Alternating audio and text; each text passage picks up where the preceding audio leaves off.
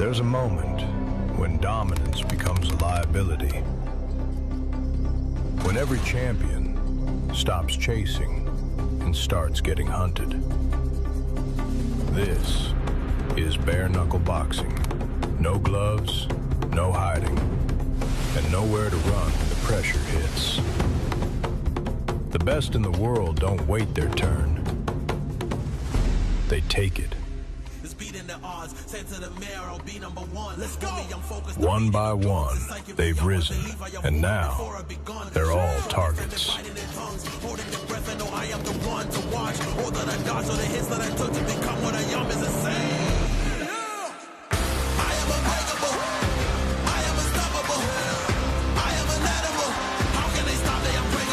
Jarod "Kid" Gaddy Grant, the champion, proven, precise, in control.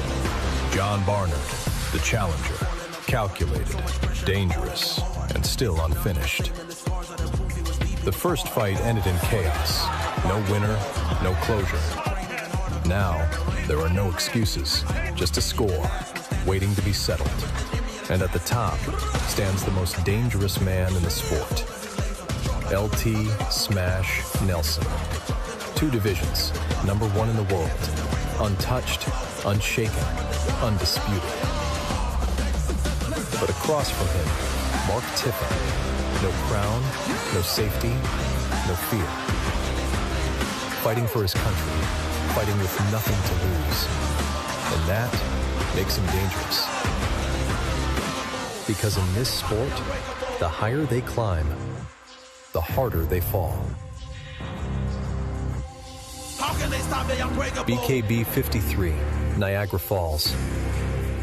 This is where it happens. Let's go!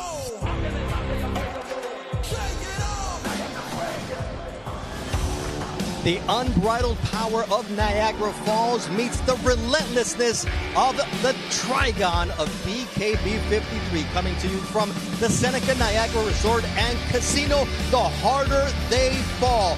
2 world title fights starting at lightweight, where Jarod Grant and Jon Barnard have a rematch. And then in our main event, it'll be LT Smash Nelson, the man known as the #1 pound-for-pound fighter in BKB, puts his middleweight title on the line against TNT Mark Tiffin, right here in Niagara Falls.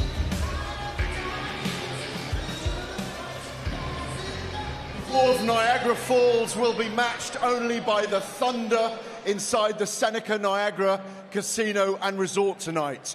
Welcome to the leaders in bare-knuckle boxing, where the gloves are off and the stakes have never been higher. Another sold-out event for the most visceral, raw, and unrelenting gladiatorial theater in all of combat sports. We are live for BKB 53, the harder they fall.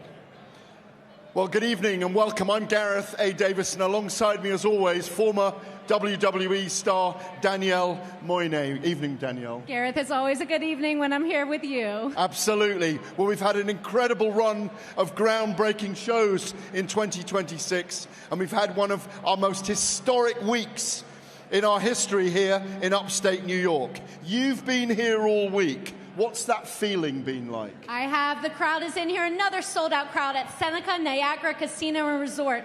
But backstage with the athletes among BKB, we are buzzing. This is our crossover moment from world-class boxing to bare-knuckle. You know exactly who I'm talking about, Gareth. I do indeed. Well, that's the huge breaking news this week.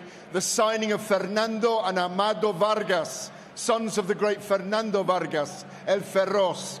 They are the future of BKB, but let's talk about what's coming up tonight. We have the sport's pound-for-pound king, LT Smash Nelson, defending his middleweight crown against a dangerous challenger in England's Mark Tiffin.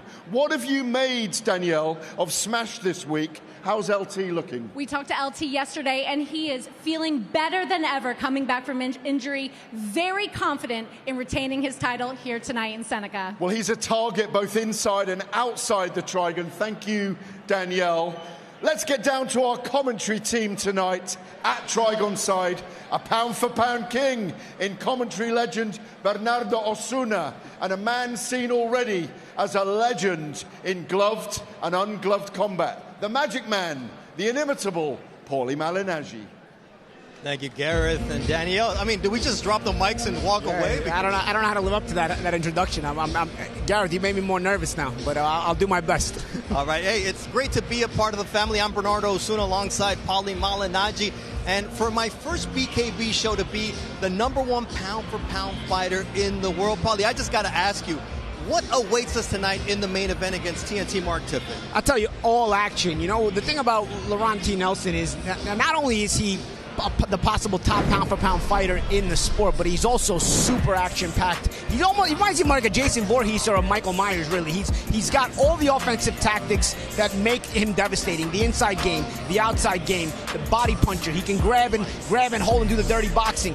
He just wears you down and grinds you down. Even if you think you're going to hit him, he's a little bit hittable, but he just keeps walking you down. But he's going up against Mark Tiffin tonight. Mark Tiffin is a great example where emotion and tragedy in your life can sometimes motivate you for the best. Sometimes it doesn't, but there's a way you channel that energy. You can put it in the right direction. Tiffin has gone through some tragedy in his life. It's why he came to bare-knuckle boxing. It's why he's risen through the ranks. And tonight, he can make that come full circle if he's able to win a BKB World Championship over the arguably best fighter in the sport in Laurent T. Nelson. And look, Tiffin's only been fighting since 2021, and he's already here fighting in the biggest fight of his career. And LT Nelson, like, he's the guy who says, slap me before I get into the Trigon. I would offer you that option, but you might take it, Paulie. No. I've been slapped enough in my life. Too many fights already. But I'll tell you what, Tiffin also is a guy who motivated by mental health reasons. You know, he said this has really helped him in that way as well. So he's a guy who's got a lot on his shoulders tonight. A lot of pressure, but a lot of motivation. We've heard it so many times. This sport saved me. And that's the case for Mark Tiffin. Beatriz Callis, let's get it started. Fighting out of the blue corner, Austin Spivey.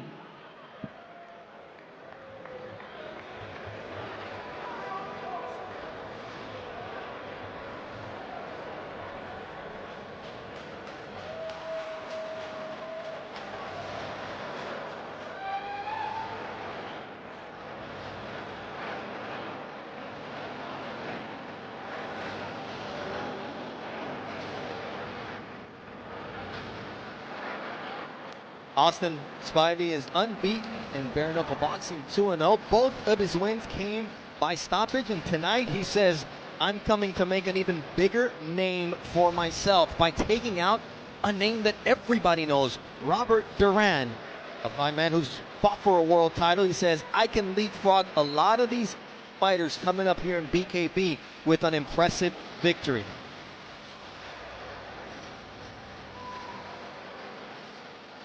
His last instructions there, Cutman Sergio Estrada, and then this man, one of the best in the business, AJ Easley, his trainer, who took over when his team didn't show up 2 fights ago, and he says he led me to victory with the simple instructions in the corner, just following him like it was a remote control. And he says since then I just listened to this man. He is one of the best in the business, and if I do what he tells me, I can come away with the victory over fellow Miami fighter Robert Duran.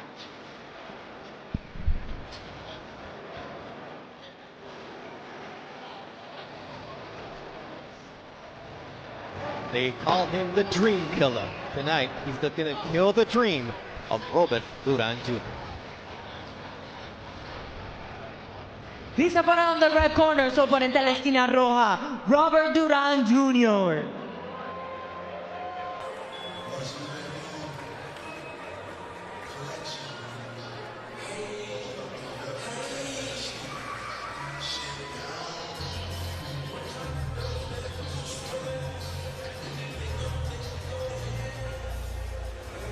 The name speaks for itself.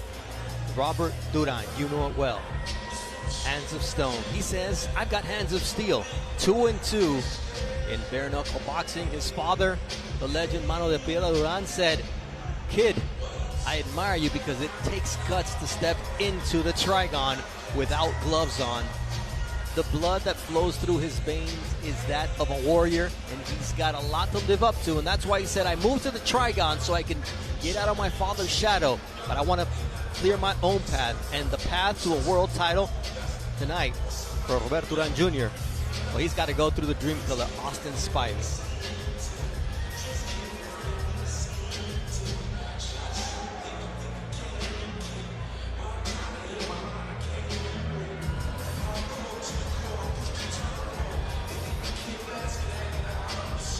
Vic putting on the final touches on Robert Duran Jr. A lot of weight on his shoulders every time he steps into any combat sport.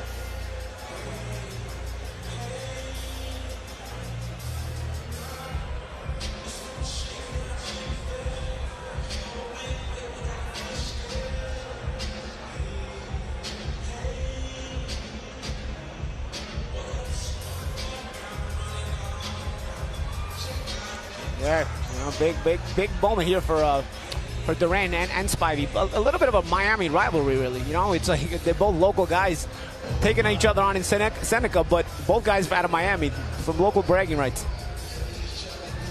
Let's take a look at the BKB tape brought to you by Estrella Insurance. Don't pay more than you're paying now for car insurance. We see that Duran is 8 years older. There's a slight half-inch difference in favor of Duran in terms of reach. The height favors Austin Spivey by 2 inches. A new member of the BKB family, Beatriz Callis, take it away.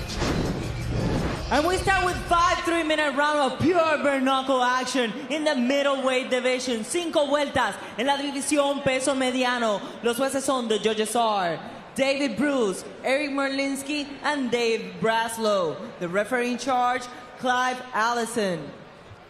Presentando la esquina azul, introducing the blue corner, wearing black and red and gold, vestido de negro, rojo y oro. Su peso oficial, 156.8 libras. He weigh in at 156.8 pounds, con un récord invicto de 2 victorias, 2 por la vía del cloroformo, with an undefeated record of 2 victories, 2 by way of knockout.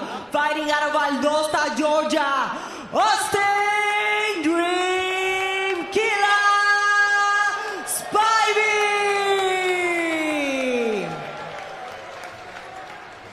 Presentando la esquina roja, introducing the red corner, wearing white, red and black, vestido de blanco, negro y rojo. Su peso oficial, 160.8 libras. He weigh in at 160.8 pounds, with a pro record of 2 victories, 2 by way of knockout, and 2 losses. Con un récord profesional de 2 victorias, 2 por la vía del cloroformo y 2 derrotas. Repping the 305 Miami, Florida, Robert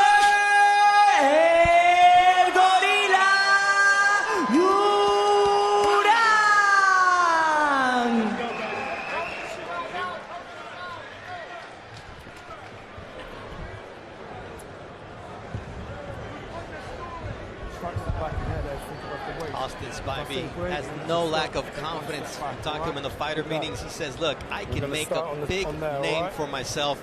And Robert Duran Jr. says, look, he's not as fast as me, he's not as skilled as me, and he will not be able to take my punch. Either way, both Roberto Duran Jr. and Austin Dream Killer Spivey promise that this fight will not go the distance. And so far, they're proving that they're not lying, Paulie. Yeah, well, that's the thing about bare-knuckle. Not a lot of feel-out rounds at bare-knuckle. Typically, fights start fast, they end fast, and even if they don't end fast, they start fast.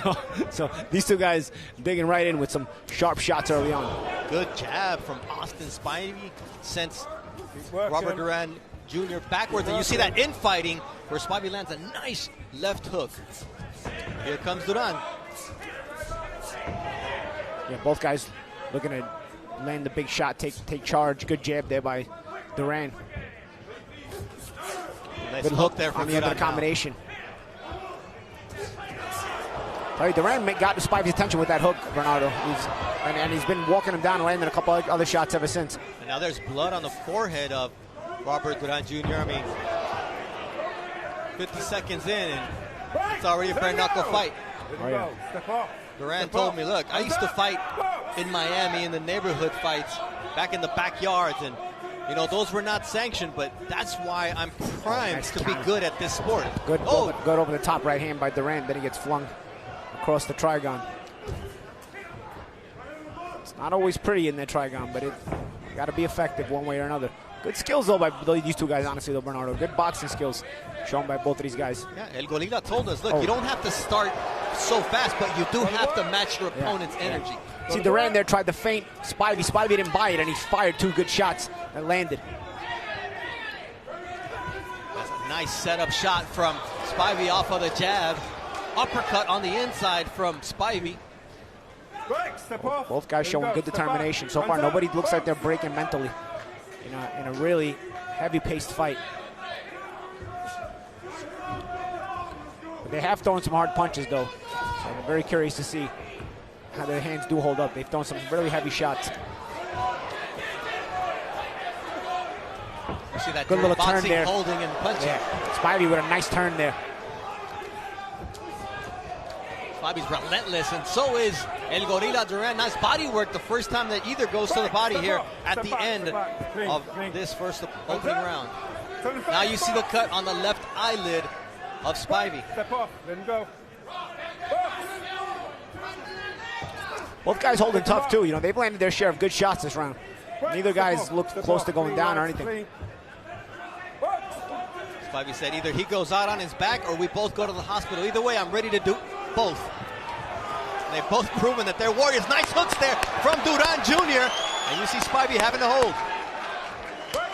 Duran's got to be careful with that hold in the inside. Spivey grabs that Muay Thai clinch sometimes. Good start here to the Robert Duran Jr. There is the BKB Super Featherweight World Champion, Robert Duran Jr. Alberto Blas. You're cheering on Robert Duran. Yeah, he is cheering him on. Stablemates of sorts. They all train together out there in Miami, even though Austin Spivey now does also train in Miami in a different gym. A lot of Miami love here at BKB.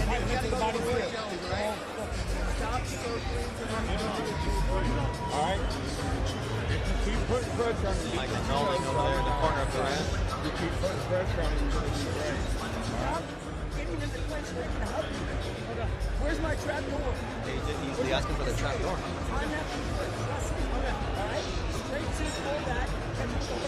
Am I down one?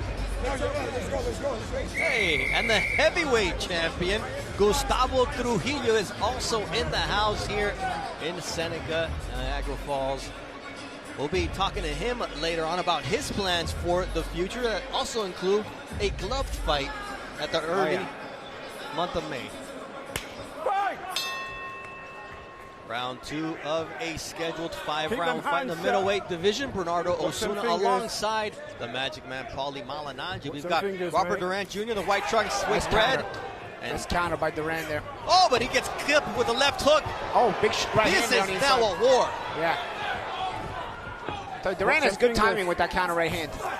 He's got a good roll right hand. I've seen it in other fights as well. First warning from the referee about a shot to the back of the head. Here in the second round, things are starting to heat up as Spivey is very adept at clinching. Spivey doesn't want to be held on the inside. He wants to work in there. But Duran, obviously the more classical boxer, wants to be at mid-range. So inside he's holding. Nice body work from Duran. Now you see the cut on both eyelids. And he took out his mouthpiece. Spivey put out his mouthpiece. I don't know if Duran hurt him to the body or... Getting a warning. Ready? Let's go. Referee Clive warning Spivey for that one. I don't know if Duran maybe hit him with a body shot or something. He literally took his mouthpiece right out of his mouth after getting hit. Break. Box. Duran had gone to the body early. Nice a combination there from El Gorilla. Now Spivey's holding to rest. You weren't seeing that before. Earlier, Spivey was looking to hold in order to do some dirty work. He's breaking down. Now he's down there with the combination. It looked like the ropes held him up. Let's see what the referee says. So he doesn't count it as a knockdown. Good combination there from Duran. Oh, 2. He's getting counted. It 3, is. 4, 5. You good? 6, 7. Good. Ready? Box. Counts as a knockdown. The ropes held up. Austin Spivey. Let's see his reaction here. Oh, behind the back shot. A little showmanship for Spivey. He says, you know what? Might be getting tired, but I still got time to. Oh! Oh, he walks right into an overhand right. Is that legal in BKB? They tried. No, it's not. Okay. Overhand. But I'll tell you what, they both threw right hands at the same time, but Spivey didn't get his head off line. You're supposed to get your head off line. Duran, did they get your head off line? He's a more classical boxer. Oh, another left hook there from Duran. And he drops Spivey, and then he gets tackled. 3, 4, 5, 6, 7. You good? 8. You all right? You want to continue? You want to continue? Yeah? Okay. Spivey's going to have to dig deep here with 40 seconds left in the second round. A lot of blood now. Duran has taken the advantage in this fight, and Spivey's legs do not look good. Ooh, another left hook from Duran. Let's see if Duran has the stamina to finish it here. He's been off due to shoulder injuries, but his shoulder's looking good, but now he gets clipped by Spivey, who gets caught by a nice left uppercut from Duran. Step off, step off, step off, clean. Turn and face. Box. This has become a war of attrition, and looks like Duran is breaking Spivey little by little. Spivey's going to need a comeback round in round 3. He's trying to hustle in there. He's looking the worse for wear. Time. Gorilla landed and just held him up at the end there, but what a dominant round from Duran. Yeah, that was a good round where Duran, somebody finally took advantage of this fight, took control of this fight after a close first round. Duran, clear winner of the second round, and the momentum is with him now. Spivey's going to need a big round in round 3. Just to continue, just to stay in the fight. There's a replay of some of the action. Good jab there by Duran. See Spivey trying to hold, but Duran saying, nope, I'm turning my shots over here. Gets his hand free. Big shots here. Also, Duran still keeping the tighter shots. You see Spivey getting a little arm weary. He's starting to get tired. While Duran, on the other hand, still, his conditioning is good. Even despite the long layoff, his conditioning is good because his shots are staying in tight and still with some power. Hey, the simple thing's perfect. Ain't nobody got a better win than you, Rob. Handle it, brother. Handle it.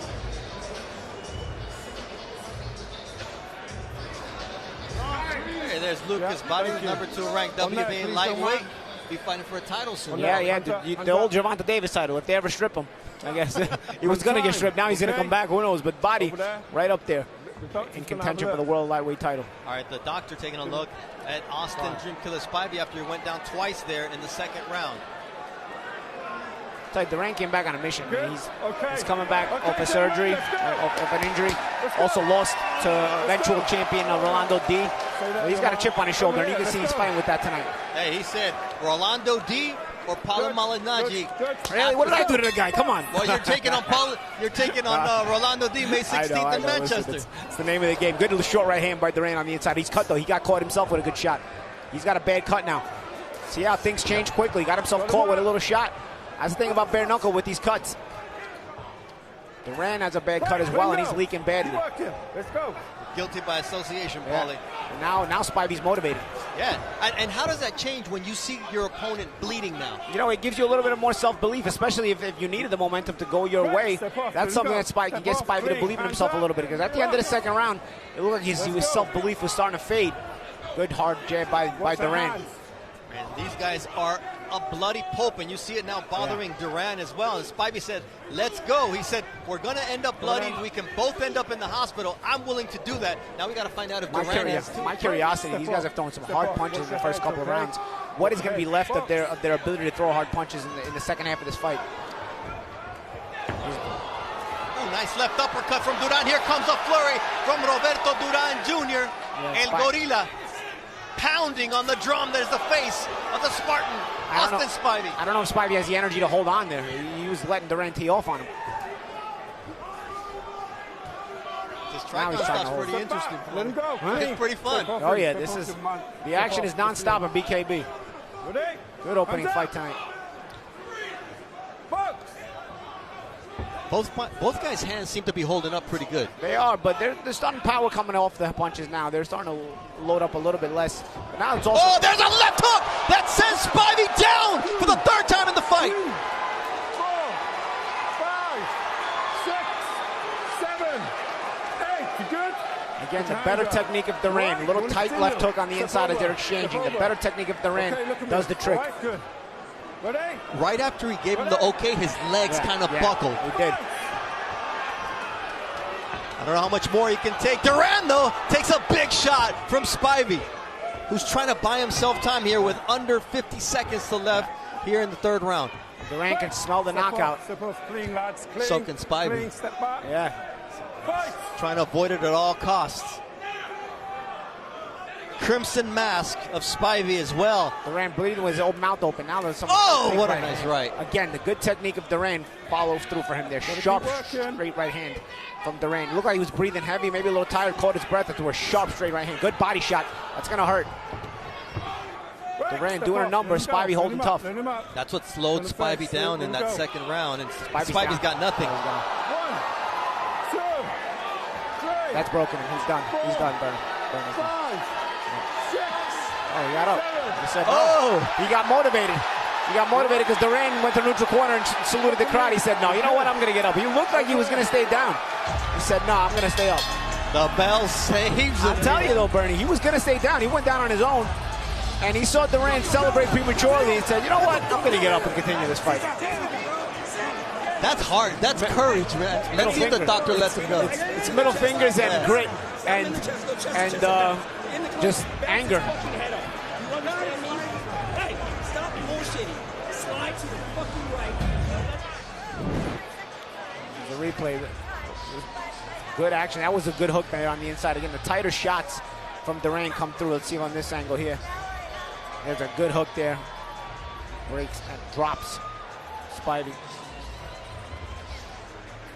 Good look there again. Again, it was the tight left hook of Duran on the inside coming through. And then the other knockdown that he just decided to go down. Yeah, on the break, he had nothing left. And that I thought was more of a personal decision because he had nothing left. And I thought he was going to stay down from that. And I truly believe he was going to stay down until Duran celebrated too early. And he said, you know what, I'm not going to stay down. And you know what? We've seen it where guys get that adrenaline boost of thinking they're done. Yeah. And all of a sudden they relax a little bit. Yeah. I mean, he was. I'll tell you, it's going to be interesting in round 4. Does he have anything left? Because he showed the grit to get up. But does he have anything left in round 4? What is he getting up to do? We will find out now if he has anything left to do. Because Duran also breathing a little heavy, so it's going to be interesting. Does Duran have enough to finish Spivey now? But now with that 1 minute break, maybe Spivey has something left. Come shoot in. Spivey's going to give everything he has left. All right, round 4 of a scheduled 5-round fight. Spivey's been down multiple times here. And good right hand. He can't get out of the way of that right hand. Duran is landing some good right hands this fight. But it's the left hook that's really doing damage and dropping Spivey, who's coming out and giving every last ounce of energy he has. And once again, he gets clipped by Robert Duran Jr. Is this like a last stand for Spivey, Bernie? Because it is. He had nothing left, and now he just came out. Oh, now it's a right that sends him through the ropes and out. The fight is over. Robert Duran Jr. blows out Austin Dream Killer Spivey here in the 4th round, and there is the gorilla celebration because he earned that. Yeah, I tell you, I like that he didn't celebrate it this time. He went to the corner, waited for the fight to be called, and now he's jumping on the ropes, rightfully so. Well-earned victory for Duran, but man, what a fight, what action. We're talking about 5 knockdowns here in this fight, and the last one was just vicious. Duran refused anything Spivey brought. He just said, nope, not tonight. You know, you can see the motivation in Duran. Like I said, coming off the injury, coming off the layoff, coming off the loss to a guy who ended up becoming the world champion in BKB. He's got a chip on his shoulder that he fought with tonight, and you can see it. And he puts the first L on the record of Spivey as well. That's it. He came in 2-0 with 2 stoppages, and now that's no longer the case. All 3 of Spivey's fights have ended before the distance, and it was a huge right that he walked into, and it was just, he had to hold on to the ropes not to keep rolling. Yeah. I mean, he fought until he had nothing left. I mean, literally, he was even trying to get up at the end. You've got to give a lot of credit to Austin Dream Killer Spivey, but tonight it's his dream that turned into a nightmare.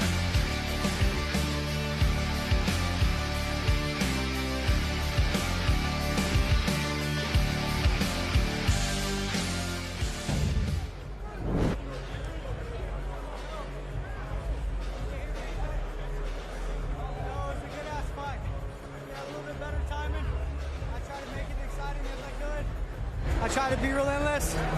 Sometimes you're gonna face guys that are better. But you gotta hold your own and do your best anyways. Drink that.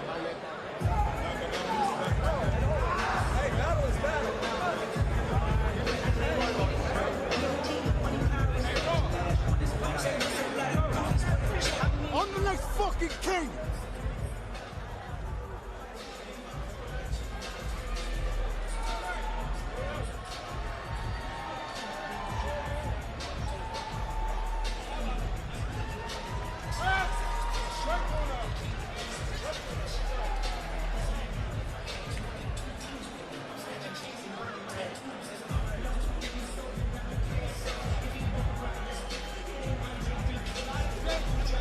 The official time, 31 seconds of round number 4, el tiempo oficial, 31 segundos el round número 4. And your winner by technical knockout, el ganador por knockout técnico, Robert Duran!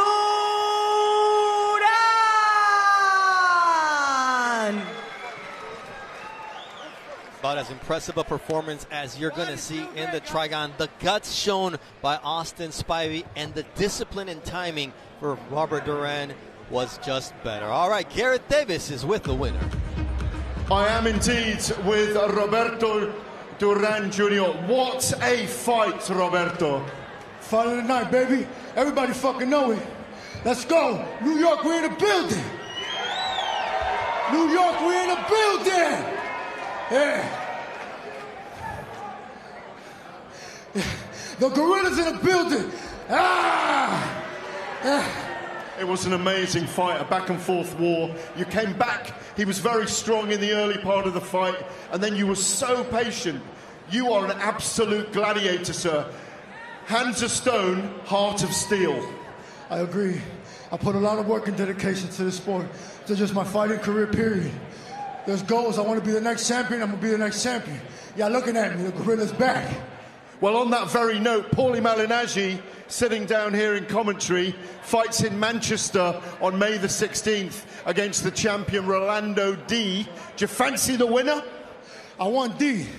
He owed me a rematch. He fought against my ear last year. It's going to be a different story this time, I promise you. I love Paulie. Paulie's the GOAT. If he becomes champion, Paulie, ain't no hard feelings, baby. I love you. Can we get your father, Roberto Duran Sr., if you fight for the world title? Can we get him Trigon side? I don't know, hopefully. That's not my decision. Yeah, I'm going to have to talk to him about that, not me. Great performance by Spivey, but an incredible performance, ladies and gentlemen, by Roberto Duran Jr. Thank you. Blessing to be here. All glory to God. Thank you. Back to you guys. All right, Paulie, so I guess you got to protect your ear. If you listen to this and you take anything away. I worked that fight. You know, D's very good in the clinch, and those punches inside the clinch busted up Duran's ear with that holding and hitting. You know, it's that stuff that you're not used to as a boxer, but you have to get used to as a bare-knuckle fighter.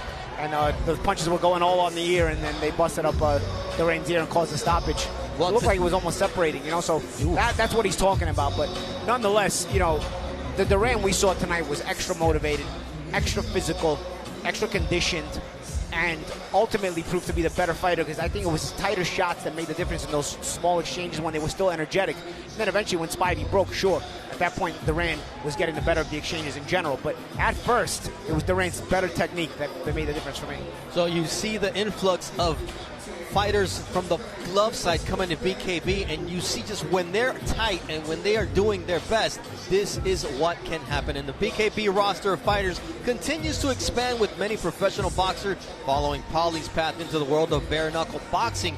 Gareth A. Davis has been very busy tonight, and he's with one of BKB's latest additions, a man with championship pedigree and the heart of a lion. We're joined now by another of our major signings, Lee Selby, the former British, European, Commonwealth and World Featherweight champion, who's up watching the show late at home in Wales. Lee, welcome. Thank you, Gareth. You missed a few titles out there, but I'll excuse you for now. How's training been going? Training's been going very well. I'm training down in the Welsh Valleys with my new coach, Adrian Sheeran. He's a very experienced BKB trainer. And I sparred for the first time yesterday, and it's like I never left. Obviously, you've crossed over as an elite fighter from glove boxing to be a BKB bare-knuckle boxer. What's the shift for you? What's the changeover been like for you? So to be honest, I see the sport just the same as glove boxing.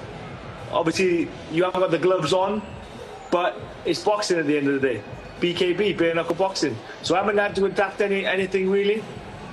I know you work in the clinch with the BKB, so I've been practicing that. But other than that, it's just straightforward textbook boxing. You were known as the Welsh Mayweather at one point for your silky skills, your abilities, your evasiveness, all those things. Are we going to see that when you step into the Trigon? So it's funny, in my championship fights, I adapted my style to sort of box and hit and not get hit. But in the gym, I was more of a fighter. And at my natural weight, I was more of a power puncher and a fighter, sort of like a box fighter. So I think I'm going to bring my sparring to the ring more than what you've seen in my boxing matches. You're going to see a bit of spitefulness, nastiness. You're a big hero. And plenty of aggression. You're a big hero in Wales. Everybody loves you there. You're a national hero, a folk hero in some ways. How's the reception been to your announcement about signing with BKB bare-knuckle? The reception's been amazing. All my old fans have been back in contact. They're lining up to buy tickets for my next fight, and it's just been amazing. The buzz is back, just like I was when I was a world champion. And what do you make of the fact that so many big names are coming over? Victor Ortiz, the Vargas brothers, Yuri Gamboa, and many more in the pipeline. Do you think this is a big trend? I think it's a big trend, and it goes to show that the BKB is the fastest growing sport. Never mind combat sport, but growing sport in general. As big names coming over, like the names just mentioned, are going to just keep growing and enticing more fighters. Top amateur prospects, instead of turning pro, professional boxing, glove boxing, they'll be turning professional BKB fighters, I think. And then once that happens, I think the boxers will dominate the sport. We don't do anything for no reason with BKB. I hear there's a big announcement you'd like to make for us tonight. There's a very big announcement. Lightning Lee is coming back to Cardiff, June 27th at the Vindigo Arena, also known as the Ice Rink, Cardiff. Make sure you get your tickets soon, because they're going to be flying out, and you'll see my BKB debut. Tickets are on sale on Monday for that, of course. It's back to you guys. Lightning in a bottle when Lee Selby makes his debut in his native Cardiff. We've got more action here in the Trigon. Jose Fernandez against the Shredder, Brandon Shavers, when we return. Trigon side.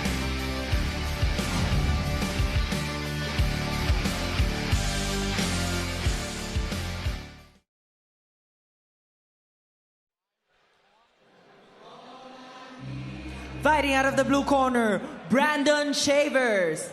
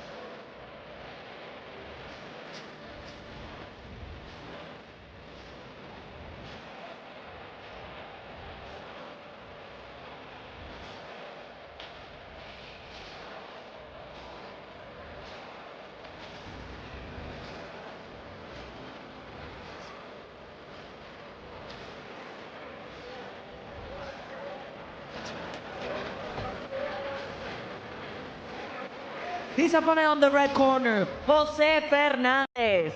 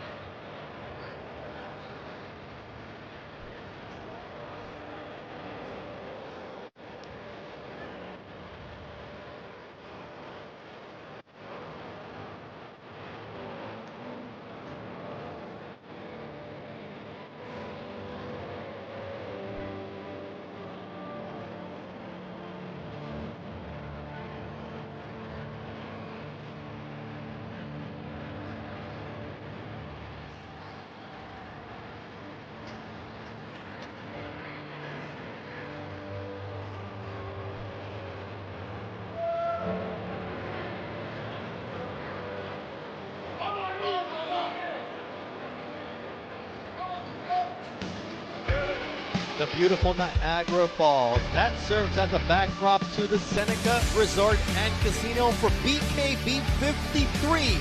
The harder they fall. The power of these beautiful falls and the power of Jose Fernandez and Brandon Shavers as we go to the tail of the tape. It's brought to you by BoxRec, the heartbeat of combat sports data. And you'll see that in terms of age, Fernandez, well, he's 5 years older, but it's an 8-inch advantage in both reach and height for the man who is as chiseled as they come. They call him the Shredder, and he's shredded. Brandon Shavers. Beatriz, it's all yours. And we continue with another war in the Unforgiven Trigon, in the super middleweight division. Continuamos con otra guerra en la división super mediano. Los jueces son the judges are Dave Braslow, Eric Marlinsky, and Damon Gambill. The referee in charge, Wayne Spinola. Fighting out of the blue corner en la esquina azul, wearing black, vestido de negro, su peso oficial, 168 libras. He tipped the scale at 168 pounds with a pro record, 4 victories and 1 defeat. Con un récord profesional de 4 victorias y solo 1 derrota. Fighting out of Alexandria, Louisiana, Brandon the Shredder Shavers.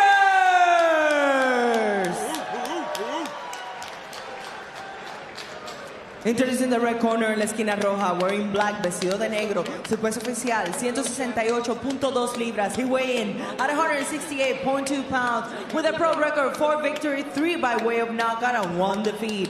Con un récord profesional de 4 victorias y solo 1 derrota. From Miami, Florida, Jose Diego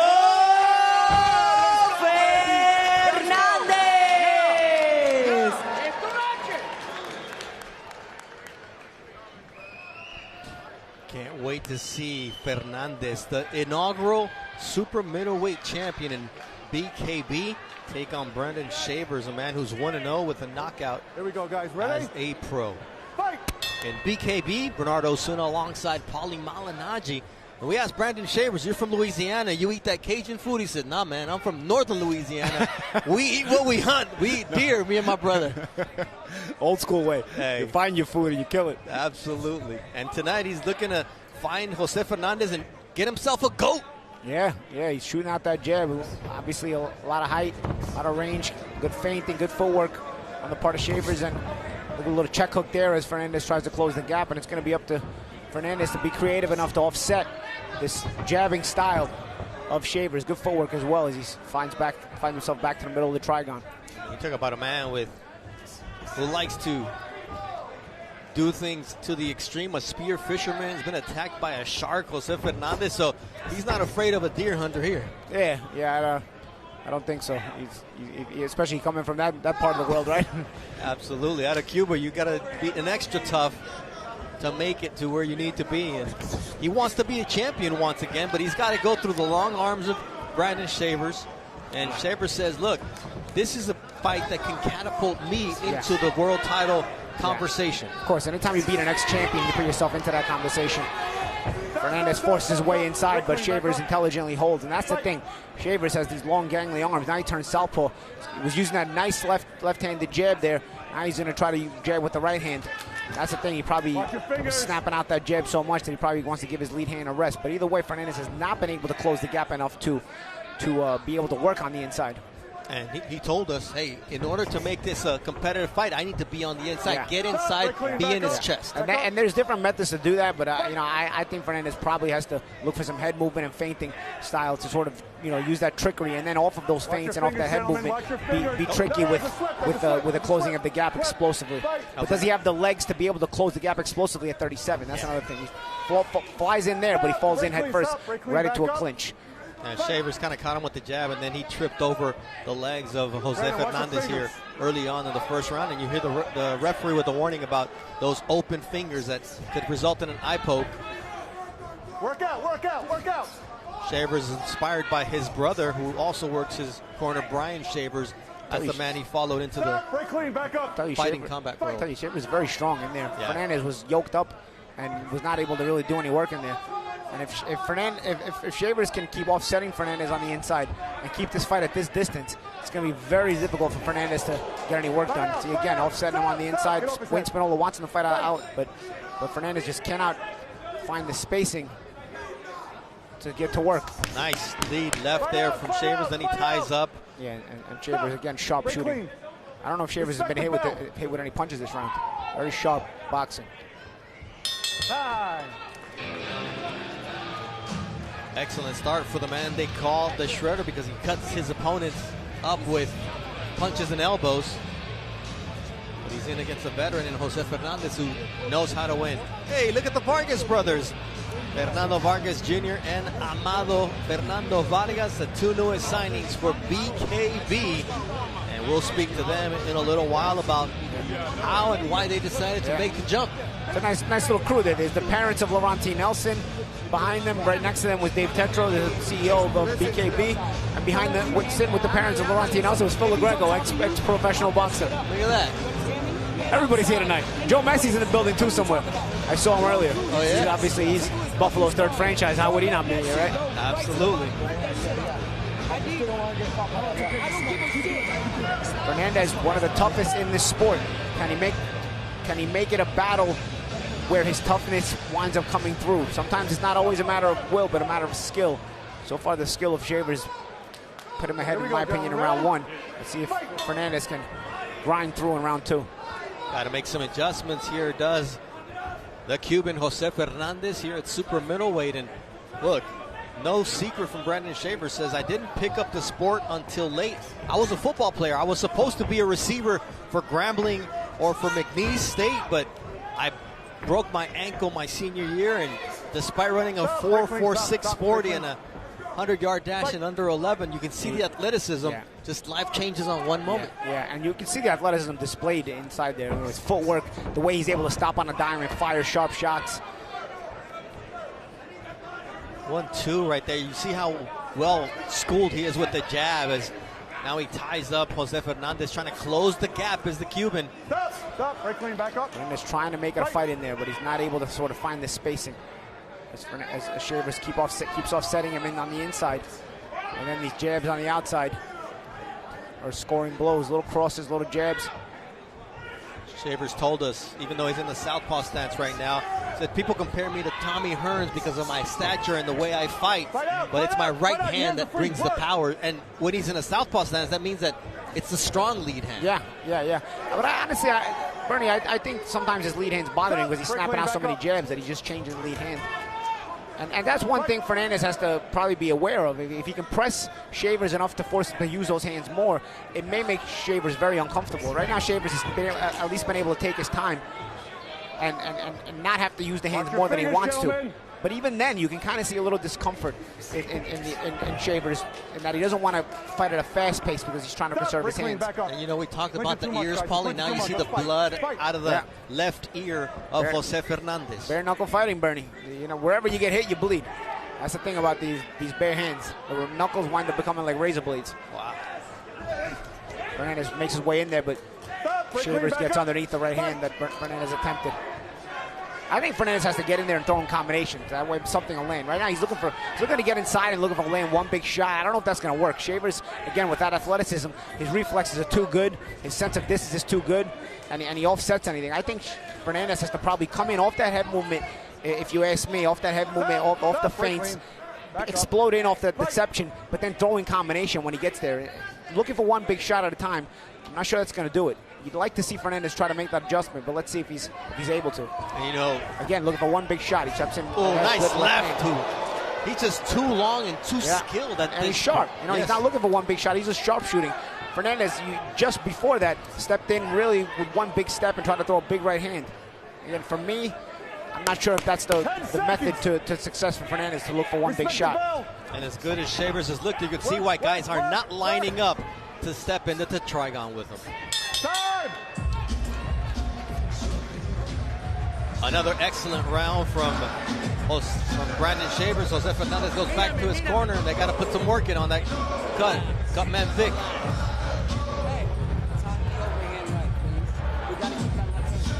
Let's take a look at the left that has worked so well from Brandon Shavers. That's that sharp, straight left hand. You see, and he spins out of the corner at the same time. Remember, it's the awareness of where he's at. Gets himself over, gets himself to slide over off the landed punch. So he lands a scoring blow, and at the same time gains the real estate in the trigon that he wants, where he can space himself out a little bit. Look at the last round: 7 jabs, 12 uppercuts, 10 crosses, 17 hooks with Valley's technology. Missed 25, but I mean, just very complete performance so far for Brandon Shavers. Yeah, he's looking good so far, controlling the space, you know, and when he runs out of space, taking away the space by forcing clinches. So Fernandez has been offset a lot. Round 3 of a scheduled 5-round fight here inside the trigon. Bernardo Osuna alongside the Magic Man, Paulie Malignaggi. And we've seen fights change just with one shot. That's what Jose Fernandez is looking for, but Brandon Shavers just is not allowing him any space to do what he wants to do. Yeah, and that's the thing. There it is again. Fernandez trying to force his way in. Fernandez trying to make it rough and rowdy inside, but just not able to get any work done. And again now, Shavers using that. Oh, nice counter left hand as he steps back again. You see the athleticism there. He's able to step back quickly and punch with a sharp counter left hand. Catch Fernandez coming on the way in. I mean, the way that Fernandez is coming in is just head down like a bull, and he could set himself up for an uppercut if Shavers he's got to be careful there. He's got to be careful with that as well, because he's kind of flying in on the blind and could run into a punch. Again, the jabs of Shavers. That's been the main pace control here. Distance and pace control for Shavers. See the little feints. Sometimes they'll even change levels a little bit. Ben, as you see the little feint there again. And what that does for Shavers is not just offsetting Fernandez's offense, but it's also buying him time. So you're feinting, you keep Fernandez confused, and what you're doing, Fernandez is not punching. So Shavers gets the pace the way he wants to. There's that dirty boxing where Shavers is taking advantage. Fernandez coming in into the headlock. Yeah. And now he's down. And now he's bleeding profusely from the forehead. 4, 5, 6, 7, 8. Come over here. Come back to me. Come back to me. Give me your hands. You okay? You want to keep going? Okay, here we go. Fight. Bad cut. Now for Fernandez. He's leaking from the ear. He's leaking from the forehead. Now Shavers will really target that with that jab, and that's what he's doing. Targeting the blood area with that jab. And he's also cut over the right eyelid is the goat. And as tough as they come, though, man, he'll keep going for it.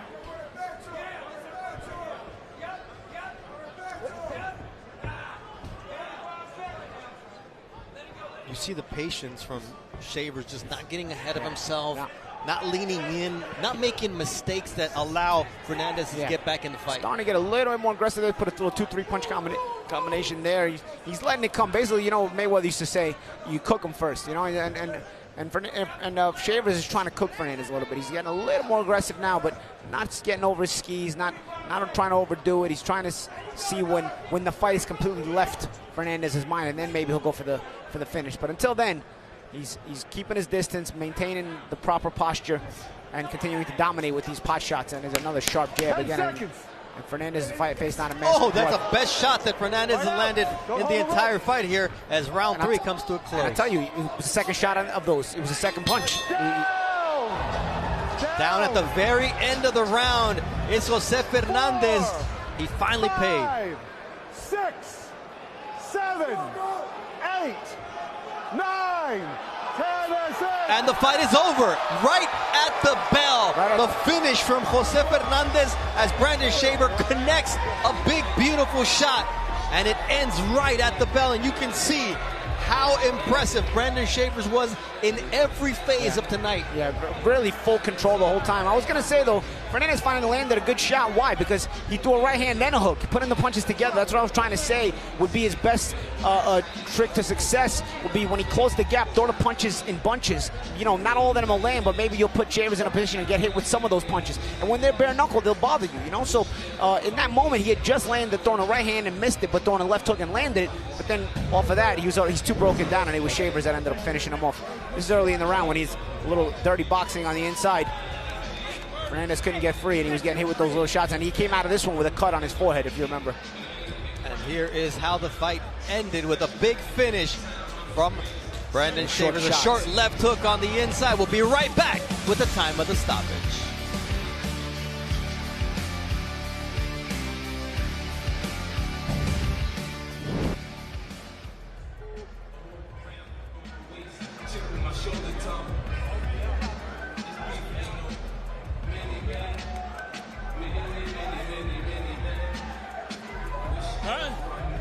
Oh yeah, we got me.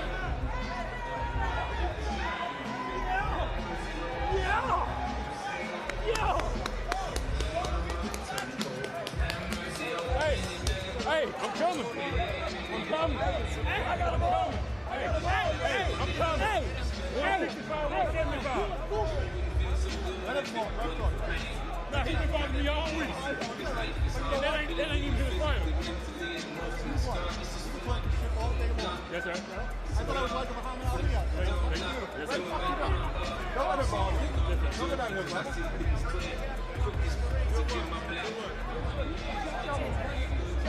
I will show you. Hey, show me.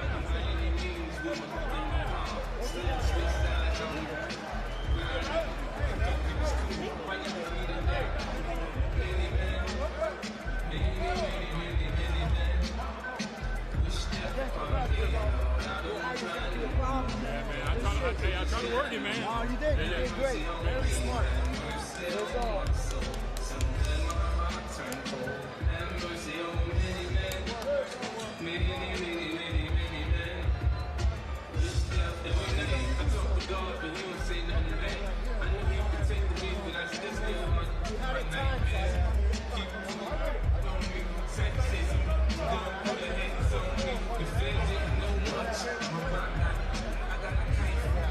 Ladies and gentlemen, the official time, 3 minutes of round number 3.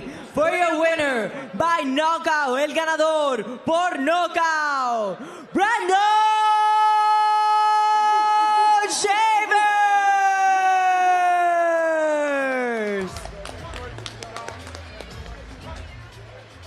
Brandon Shavers looked impressive tonight. In every facet of the game, he was just faster, more accurate, and more powerful than the first ever BKB super middleweight champion, Jose Fernandez. And we go from one Cuban to another Cuban. We're talking about the heavyweight champion of BKB, Gustavo Trujillo. Bienvenido, campeón. Gracias, hermano. ¿Cómo Gracias. estás, hermano? Todo bien, gracias a Dios. Disfrutándome de esta gran cartelera. Lo mejor que me he visto esta noche es Duran, que hizo una gran pelea y estoy emocionado verdaderamente. The champ says, I've been enjoying this fight card all night long. The best thing I've seen so far was Duran going out there and doing what he does best and getting the big win.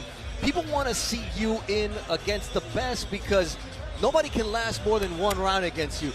There's a guy named Kamil Sokolovsky who is someone people want to see you in again. ¿Te gustaría enfrentar a Kamil Skolovsky? Porque hasta el momento nadie te ha podido aguantar. Estamos esperando esa pelea con ansia. Ya hemos pactado esa pelea en el pasado, pero no se pudo hacer por problemas que tuvo él con, creo, su pasaporte, algo así. Pero creo que en agosto se va a dar esa pelea que todo el mundo quiere. Y Miami lo va a ver con los propios ojos, que el título se quede ahí. He believes that that's a fight that should happen, and they were supposed to fight already, but Sokolovsky had visa issues. August is the day that they're targeting. Gustavo, you know, te veo bajo de peso. Tiene un futuro en el Bridgerweight. I see you a little bit lighter here. Been hitting the gym. Is there a future for you at Bridgerweight? Un gran campeón como Marco Martignac en el peso Bridgerweight. Puede, para mí, una pelea con ti y Martignac, una pelea explosiva para BKB. For me, an explosive fight would be between Gustavo Trujillo and Martignac. ¿Qué piensas? What do you think? Nada, creo que agosto puede ser esa pelea con Sokolovsky, o puede ser en Bridgeweight con el otro, con Marco. Me gustaría también esa pelea, ir por el título de Bridgeweight. Y nada, estamos esperando. La decisión la toma siempre BKB. Yo solamente estoy aquí para pelear y voy a pelear con cualquiera. He said it can be against Sokolovsky, or the other option is Martignac at Bridgerweight. I don't make the decisions. BKB has all the power. I just go in there and fight. You're going to fight with gloves on May 2nd. Cubans galore. Some of the best. Yuriorkis Gamboa, who's now at BKB. Guillermo Rigondeaux. What does it mean to you to be on that card? ¿Qué significa para ti estar en la cartelera del 2 de mayo, donde muchos cubanos van a estar ahora con BKB, Yuriorkis Gamboa, Rigondeaux, y tú estás en esa función? No, un sueño, ¿no? Desde niño estaba viendo a Gamboa, a Rigondeaux en la televisión, cuando eran campeones olímpicos, cuando eran campeones mundiales, y pelear en esa cartelera con esas dos grandes estrellas en Miami, donde están todos los cubanos, donde están todos los latinos. Para mí es un sueño, otro sueño cumplido, y simplemente voy a defender mi título de la WBC y ver a esos gran campeones también ahí peleando por otros títulos. He said it's a dream, May 2nd, fighting in Miami with two of the Cuban stars that I grew up watching, Yuriorkis Gamboa, Guillermo Rigondeaux. They're going to be on the same card as me. I'm going to defend my belt, and guess what? I continue to make dreams come true. Gracias, campeón. Thank you very much. And guess what?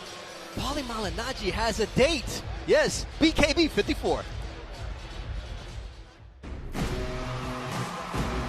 Bare-knuckle boxing heads to the capital of the North, Saturday, May 16th.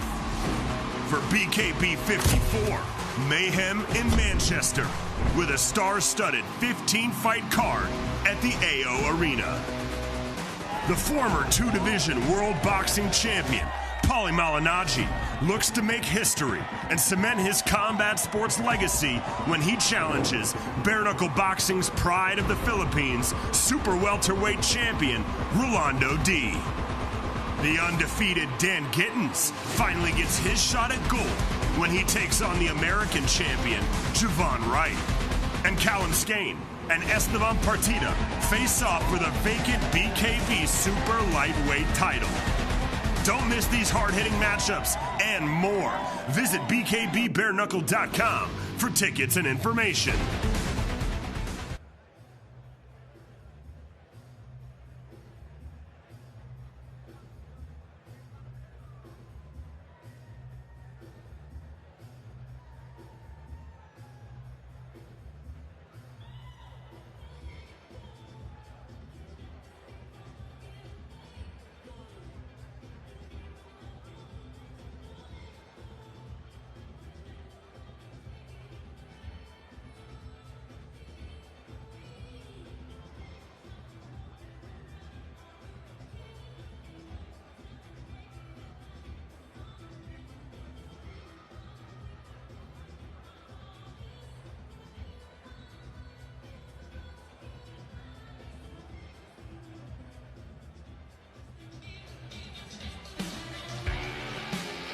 Amazing view of this incredible, magical, lit-up Niagara Falls. We are here, of course, at Seneca for BKB 53. It's an extraordinary event so far in a magical part of upstate New York. Well, It delights me to say that I've been joined here in the studio by our visionary, David Tatro, CEO and President of BKB Bare-Knuckle Boxing. David, the momentum is truly building with our events in 2026 thus far, showcasing some of our biggest stars and biggest events. Yeah, well, we started off the year in Biloxi, sold out. Miami, sold out. London, sold out.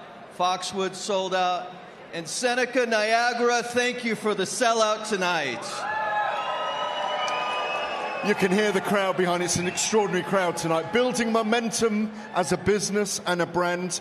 We have a special announcement with huge signings on the eve of BKB 53. The brothers Amado and Fernando Jr., the sons of the great former world champion Fernando Vargas, El Feroz, the Aztec warrior, joined our forces. Yeah, well, it's an amazing crossover moment for boxing meeting bare-knuckle boxing. These two gentlemen are going to take bare-knuckle boxing to a new level. When you take a look at Fernando Vargas Jr., he was in the ring on the largest stage ever, Canelo Crawford at Allegiant Stadium, to a sellout crowd in Las Vegas, and he fought on the co-main event. Amazing, an amazing signing. Then you look at Amado on another unbelievable stage, fights on the Nate Diaz, Jorge Masvidal card, fighting against Ryan Garcia's brother Sean to an ultimate victory. These two boys are bringing something incredible to us. Their youth, their pedigree, and their impeccable records in boxing. They're going to bring it to bare-knuckle. And that Vargas family name, it brings credibility, it brings fan recognition. It feels like a significant moment, a paradigm shift. Is this a strategy pointing towards something? Yeah, what we're doing here at bare-knuckle boxing is we are opening up the world to high-stakes boxing. We want this to be a rallying cry to young boxers that want to try their skills in the Trigon, following what Amado and Fernando Jr. are doing. And then you take it a step further. Look at our recent signings. Victor Ortiz, Lee Selby, Gamboa, and also Pero Angulo. I mean, it's incredible what we're doing here with our roster. The fighters are recognizing opportunities. They want to be part of our movement, the best boxing anywhere in the world. Thank you, David. Well, let's meet the boxing brothers, Amado and Fernando Vargas Jr., who are at Trigon side with Bernardo Osuna right now. Thank you, Gareth. And yes, undefeated Amado Vargas as well as Fernando Vargas Jr., 17-1 record with 15 knockouts. Guys, you signed to BKB. This is the first time you've seen it Trigon side. What are your initial thoughts of what you've seen in terms of the action tonight, Amado? Man, big shout out to bare-knuckle boxing, man. This is some crazy motherfucking shit, bro. I ain't gonna lie that we're doing this, but look, man, they came correct. I'm alongside my brother, and we're just gonna do our thing, man. Shout out to all the fans, shout out to all the supporters. There's some people that agree, there's some people that don't agree, but at the end of the day, we're gonna do our thing. So tune in. Big shout out to my raza. Thank you to everybody that's supporting. You already know what it is. Team Vargas, baby.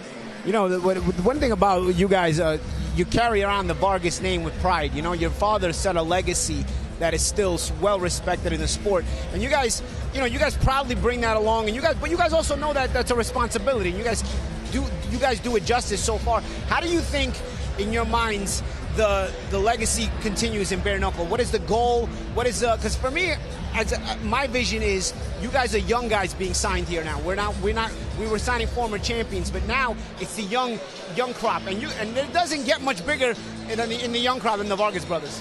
No, most definitely. You know, like my brother said, this is, out the norm, especially because our careers are at their peaks. But look, at the end of the day, we want to be pioneers to our generation that, look, we could use our skills, more than anybody, champ. It's like, I feel skills pay the bills, and a lot of this barbaric stuff, they go wild. I feel skills will be able to, help us in this sport. But at the end of the day, like my brother said, it's like a street fight. So anything goes. They can hit you with a headbutt. There's elbows. I mean, it's a lot more risk involved, but hey, no risk, no reward. You saw a little bit of that tonight, right? You saw a war with the Duran fight, but then you saw the skills paying the bills with the Brandon Shavers fight, right? No, absolutely. I've always felt that, styles make fights, and I mean, this is unbelievable. I mean, you guys keep selling, you know, places out, and it's obvious that you guys are doing something right. So we're excited to be a part of the team, and you already know what it is. This is Vargas Dynasty all day. The Vargas Dynasty, Fernando Vargas, Amado Fernando Vargas. You will see them inside the Trigon soon enough. La Dinastía Vargas continúa. Let's send it up to Beatriz Callis with the introductions for our next fight. Fighting out of the blue corner, Darrian Leu-Pierre.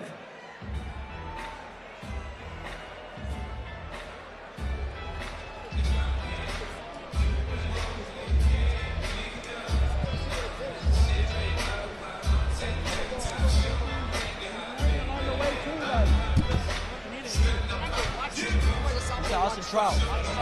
No, dude. Thank you, champ.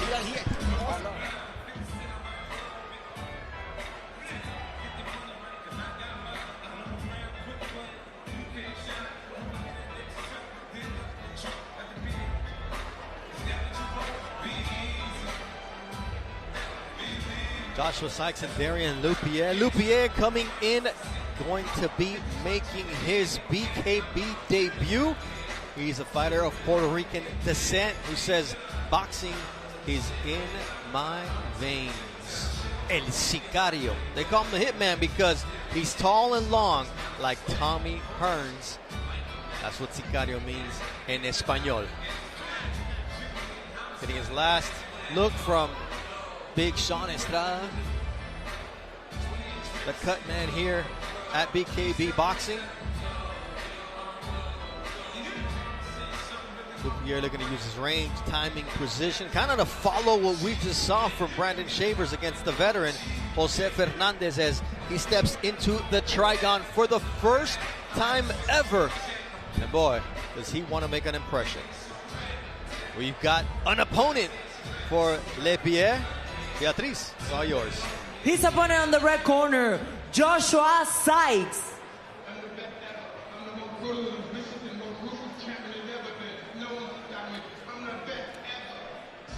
Joshua Sikes, he also goes by Harley.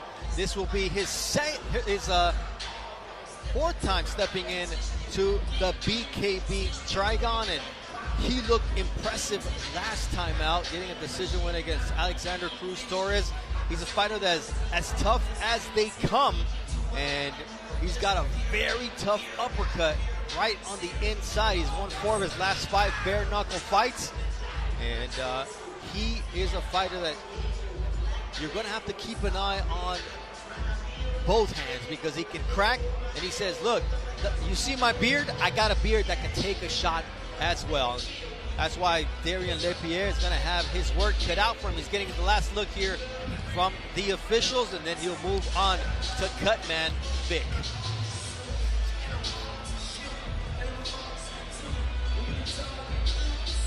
Joshua Sikes used to get kicked out of high school for fighting. He says, now I'm getting paid to do exactly that. Now, he didn't just fight in high school. He would fight in the bathroom for money. So he's always been got to hustle somewhere, right? The old days, you know, you got dice games on the street corners, fights on the street corners, bathroom, I guess. Hey, you said he was getting. He didn't know, but he was getting used to fighting in the Trigon, you know, in a confined space. Without realizing it was preparing him for later in life. All right, let's take a look at the tail of the tape, brought to you by Estrella Insurance. Don't pay more than you're paying now for car insurance. Sikes, 10 years older, 5-inch reach advantage for Leu-Pierre, who's also 4 inches taller. Sikes is used to being the taller guy, but not tonight. Beatriz, es tuya. And we continue with the bare-knuckle action live from Niagara Falls. This bout in the super welterweight division. Los jueces son, the judges are Eric Merlinsky, Damon Gambill, and David Bruce. The referee in charge, Todd Anderson. Fighting out of the blue corner, wearing white, blue, and gold. He weighed in at 152.4 pounds. Tonight, he enters the Trigon undefeated as a pro with 5 victories. Fighting out of Denver, Colorado, repping Puerto Rico, Darrian El Sicario Leu-Pierre.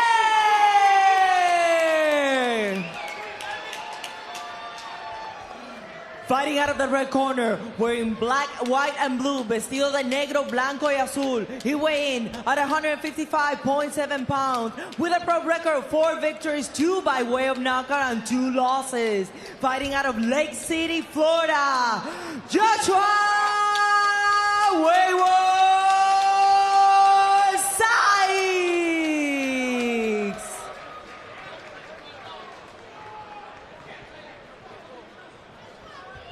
Leu-Pierre said, I started to fight once I lost my brother who passed away. I needed direction, and this is the sport that kept me off the street. So it's a story that's been told many a time, but you just never get tired of hearing it, Paulie, because it is an opportunity to really turn your life around. Yeah, it's why it's always the answer to the naysayers for combat sports. There are bad stories and there are good stories. This sport, these kind of sports help a lot of people find the direction in life sometimes.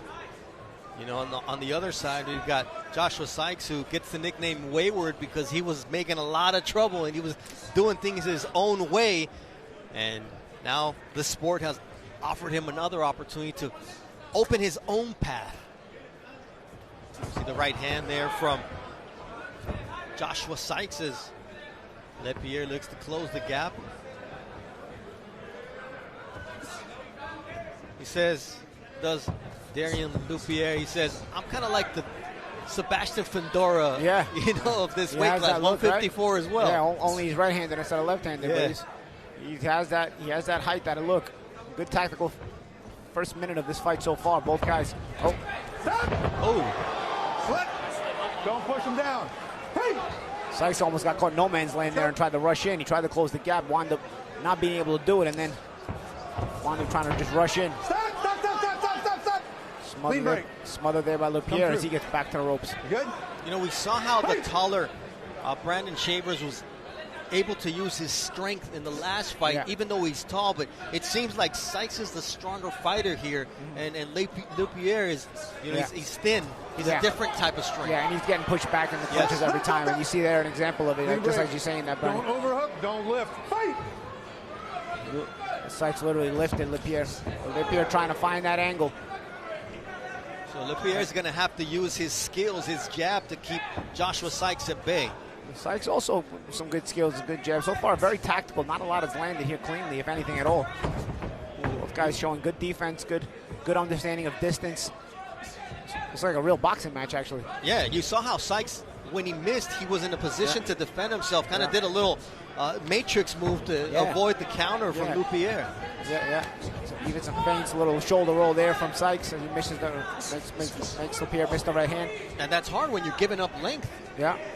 But the reflexes of Joshua Sikes really shining here early on in this fight. You talked about how sometimes there's things that make you more aware. Yeah. And it seems like Joshua Sikes is really keen on making sure that Leu-Pierre is not able to use that length and distance. Yeah, keep him uncomfortable by not landing.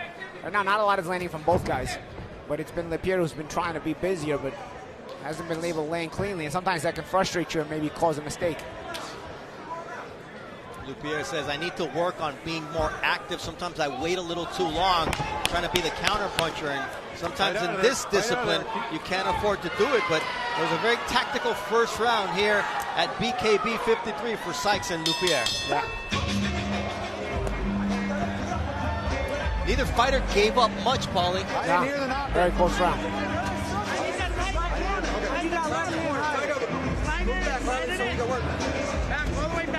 understand what I'm saying? That left hand has to be higher for circling into his right hand. Other than that, bend your knees more. Also, back less. Sway a little bit too much. I'm taking you out of position. You don't have to make a miss by a mile. You're good on that slip. You're doing good cutting that angle. Get it to it more, all right? Watch him out. Hey, my boy.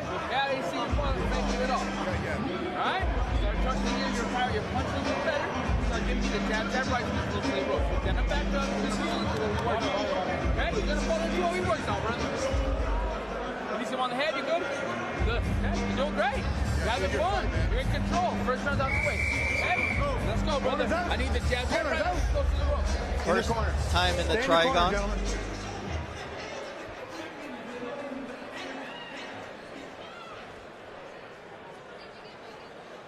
Come to stretch. On the point. Fighters ready? Hey! Round 2 of a scheduled 5-round super welterweight fight. Joshua Sikes against Darrian Leu-Pierre. Both corners were happy with what their fighter had done in the opening round. Yeah, good tactical round. Hard to really separate them as both guys really, fighting at sort of a similar game plan. Use that jab, defend and counter. And again, both guys really sharp on defense, just making each other miss. Using feints. I tell you, good tactical fight for both guys. See who can break through. When we ask the fighters who their influences are, boxing-wise or MMA-wise, Leu-Pierre went to the top. He said Anderson Silva in the MMA and Vasily Lomachenko, the Matrix, in boxing. So you could see a little bit of how he likes to fight. Yeah, and both very tactical fighters that he mentioned. I'm really impressed by Sikes in the way he hasn't allowed Leu-Pierre to take over despite the length. Come on, man. Late punch to the kidney Go to there. the corner. Pay attention to what I'm saying. Stop talking. Do not come over. When I say stop, you stop. Do not instruct. That would cause me to get involved. It's going to cost you points. Do you understand what I said? Very good. Referee taking charge. Don't go over his head. Fight! Referee taking charge here. Very authoritative instructions there from the referee, Jackie Anderson. That's getting a little bit dirty there. Clean break, clean break. And the push there. Yeah, it gets very awkward inside both of these. These guys are both mid-range fighters. They're very tactical at mid-range, but inside it gets a little bit awkward. And Leu-Pierre needs to settle down a little bit. He's getting a little frustrated. And that's what I was saying. If you make a guy miss like that, sometimes he gets frustrated and it can cause mistakes. Also, Sikes. Oh, nice jab from Sikes. Nice jab from Sikes, but also two ways Sikes is defending well. Sometimes he's shoulder rolling, sometimes he's parrying. So he's varying his defense as well. And that frustration. Look, the worst thing you can do is get the referee on the other guy's side. Yeah, exactly. You don't want the referee on your case. Nice right hand there from Joshua Sikes. Sikes starting to get through just a little bit. Not cleanly, but just a little bit. So he just misses right there, but doesn't leave the space for Leu-Pierre to counter as he smothers. There we go. Fight out of there. Stop! Oh. And again, you talk about that physical strength, Bernie. Yeah. In the first round, you see again on the inside, it's Sikes who's able to physically bully Leu-Pierre.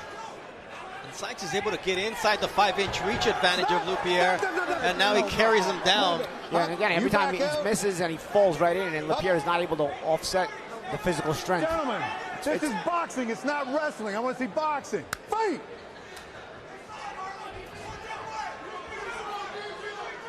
See if they understand the instructions from the third man in the trigon. Good up jab from clean break. Joshua Sikes. Hey!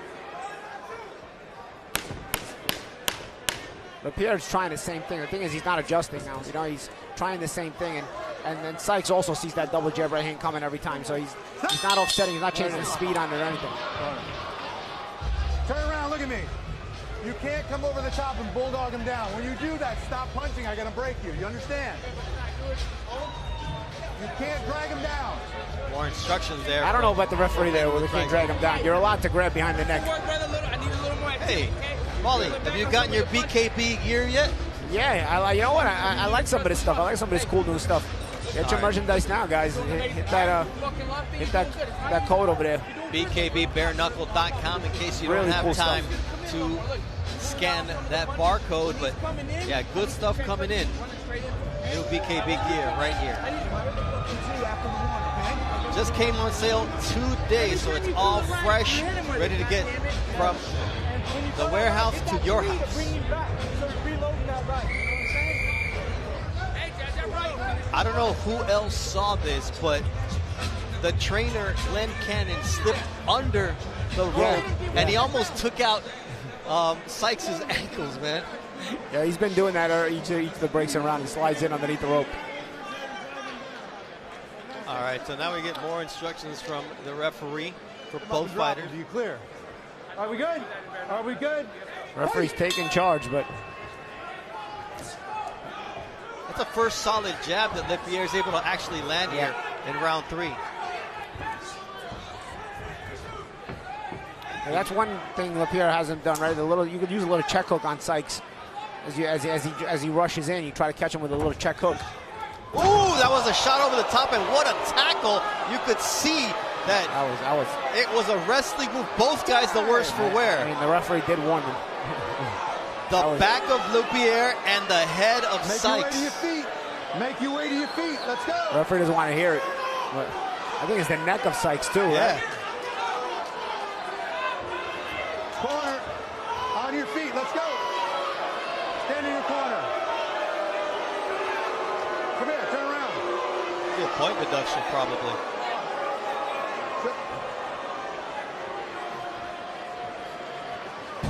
Let's take a look at what happened. This was a judo dunk. This was a judo takedown. takedown. Up and drive him in the ground, but he can also Pile not drive driver. you. It's not wrestling. Do you understand? Yeah.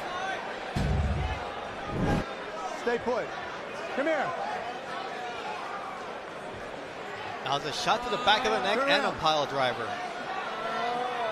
You need to understand. You cannot bulldog him down, and he cannot drive. You guys are equally fouling each other. Do you understand this? Are you clear? Yeah. All right. You understand? No more of this. Do you understand? Yeah, but you're also bulldogging him down. When he comes down, you're picking up and you're driving. No more. Are you clear? You're going to make me impose rules, and we're going to start having points taken. Do you understand? You're both equally as wrong in this. Do you understand? Yeah. All right. I don't want to see any more mugging each other. I want to see boxing. Are we clear? Yeah. It's all respect. It's all respect. Gentlemen, out. Let's go. It's all respect. It's all respect. He's not the way that Hi, Polly. Are we now clear? You got on to what we walk me cannot through do this and we can because do?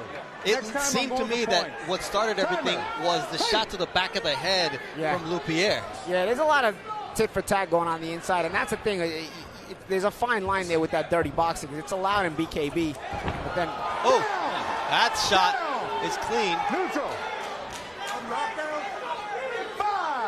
Wow, that could come into play. I'm not sure if that was a knockdown. I thought Leu-Pierre parried the lead hand of Sikes, and then he went down. I'm not sure anything landed there.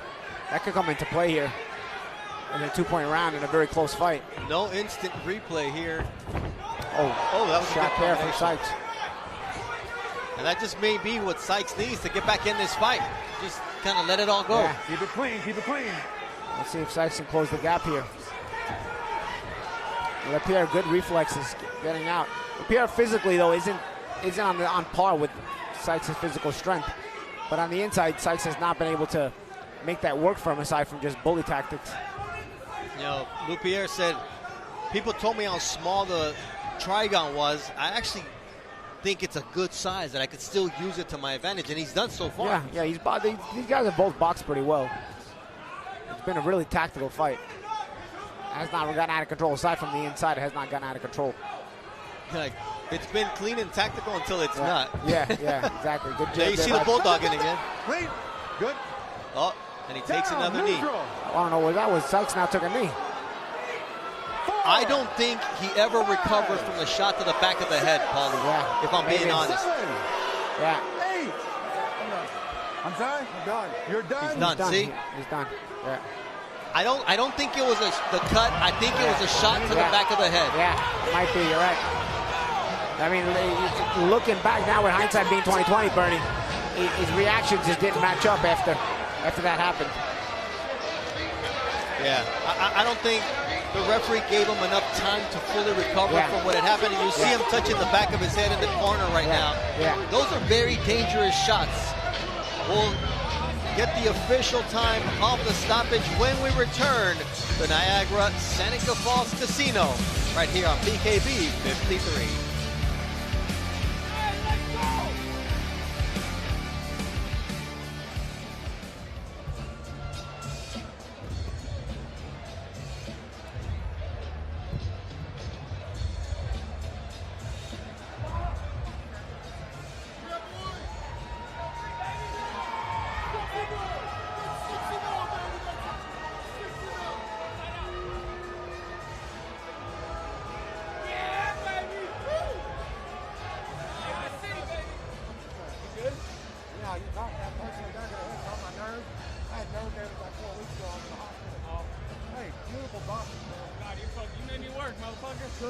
I've never been hit so much in my life.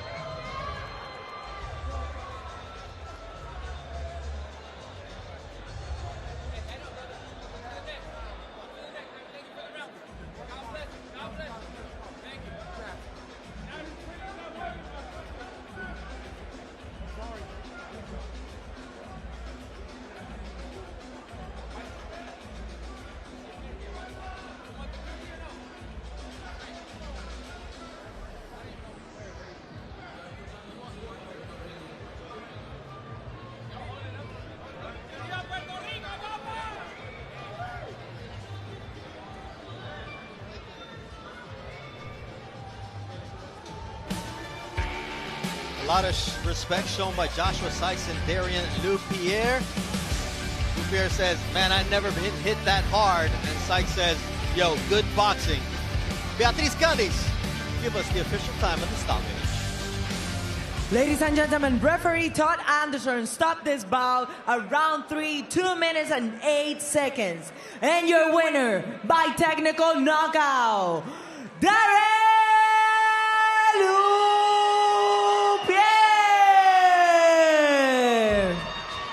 So Leu-Pierre comes away with the victory in his debut inside the Trigon. He used every corner of the Trigon well. Now he's getting his groove on out of Denver, Colorado. And Sicario comes away with the win. 27th of June, the Selby's bare-knuckle boxing debut. It'll be carnage in Cardiff. BKB 55. All right, guys. I don't know how this Trigon's gonna hold up, because there's gonna be 635 pounds of raw beef inside it when we return right here in Niagara Falls.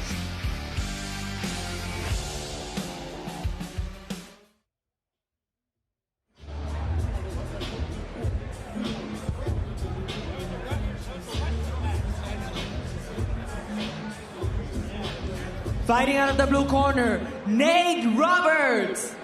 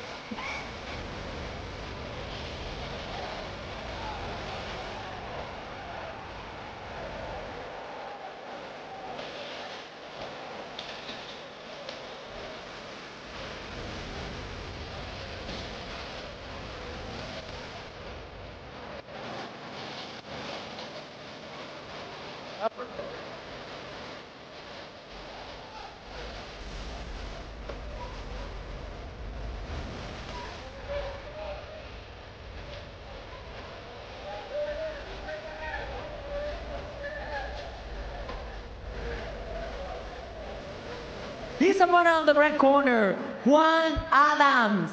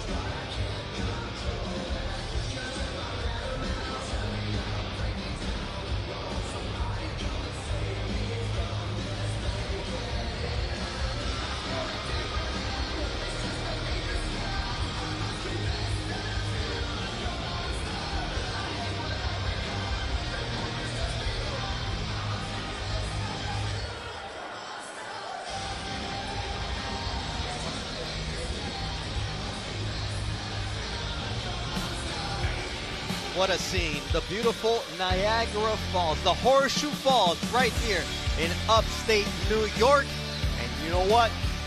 There's going to be a lot of action inside the Trigon when Juan Adams meets Nate Roberts, because 635 pounds together, but the advantages in height and reach favor Juan Adams by 4.5 and 3 inches. Beatriz, up to you. We move forward with another one war. 5 rounds of pure bare-knuckle action in the super welterweight division. Los jueces son, the judges are Damon Gambill, David Bruce, and Dave Braslow. Referee in charge, Clive Allison. Introducing in the blue corner, wearing blue and red. He tipped the scale at 315 pounds, su peso 315 libras, with a pro record, 1 victory, 1 by way of knockout, and 1 defeat. Fighting out of La Veta, Colorado, Nate the Jedi Roberts.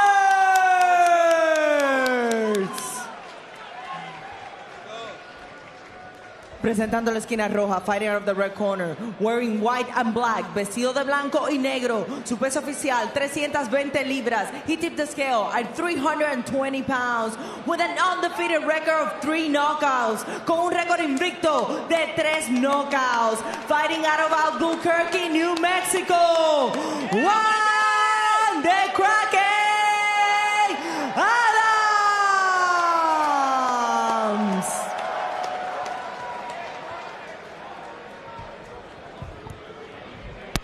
Big boys, Bernie, the big boys. Absolutely. You know what Juan Adams says? Look, I took this fight on 4 weeks' notice, and I looked myself in the mirror, and they say the camera adds some pounds. He says it added some pounds. He always got a sense of humor, though. Every time we've seen Juan, he's good demeanor about him. He says, look, man, this fight is not going to last more than 1 round. Not because it can't, but because we don't have the cardio for it. Tell you, they start fast like they do have cardio, though. That's the thing. Oh, nice left hook there from the Yeti. And now the Yeti's down. Juan understanding level, distance very well. That's a good left hook. And imagine having to get 320 pounds up. The Yeti does, but he's not in any condition to continue. And in the end, all you need is 1 shot when you weigh 315 pounds. Yeah, well, I don't know how hard he got hit there, but his reaction was like he got hit hard. I'm not sure he got hit with more than a jab, though, Bernie. I'll be honest with you. I mean, we're going to have to check out the replay, but in the end, Juan Adams, the school teacher, the former school teacher, who wants to open the school. Good thing Clive is the ref, because he's big enough to hold him up. Absolutely. All right, let's take a look at just how big the shot was, Paulie. You know what? First of all, good on Juan to understand distance. You see, he didn't smother himself. Yeah, that's not there. Oh, that one. The final uppercut. How much weight did you get on a shot from that close, though? You know, that's the thing. Nothing lands here. If something grazing, he's already uncomfortable here just because the punch. That one. He was already going down, though. And in the end, it's a win for Juan Adams. This is the man who many people say will be the next great super heavyweight. Will he earn his way to a title shot? We'll find out. We'll be back from New York.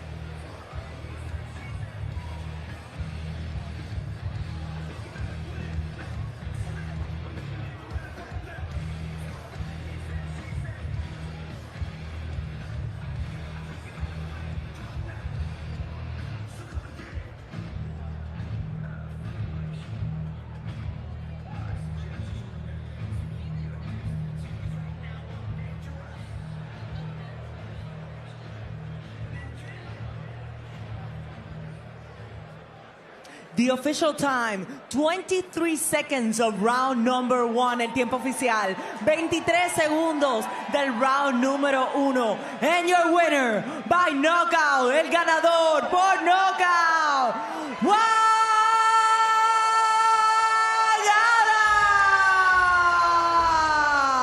Adams!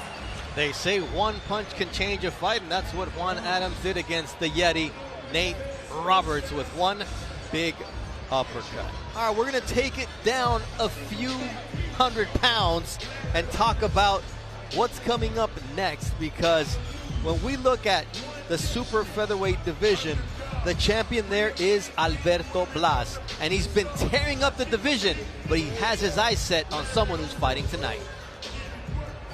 BKB, who is next? Listen, hello, 130. I'm back.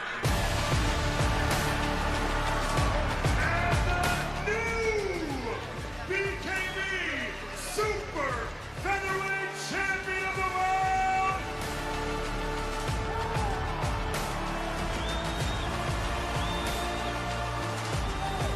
I'm the best one to fight in the world. No, no.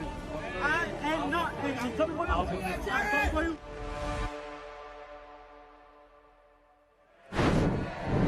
Well, he's here. Welcome, Alberto Blas, 8-0 undefeated, and the incumbent BKB Super Flyweight World Champion after defeating Harold McQueen in Miami in January.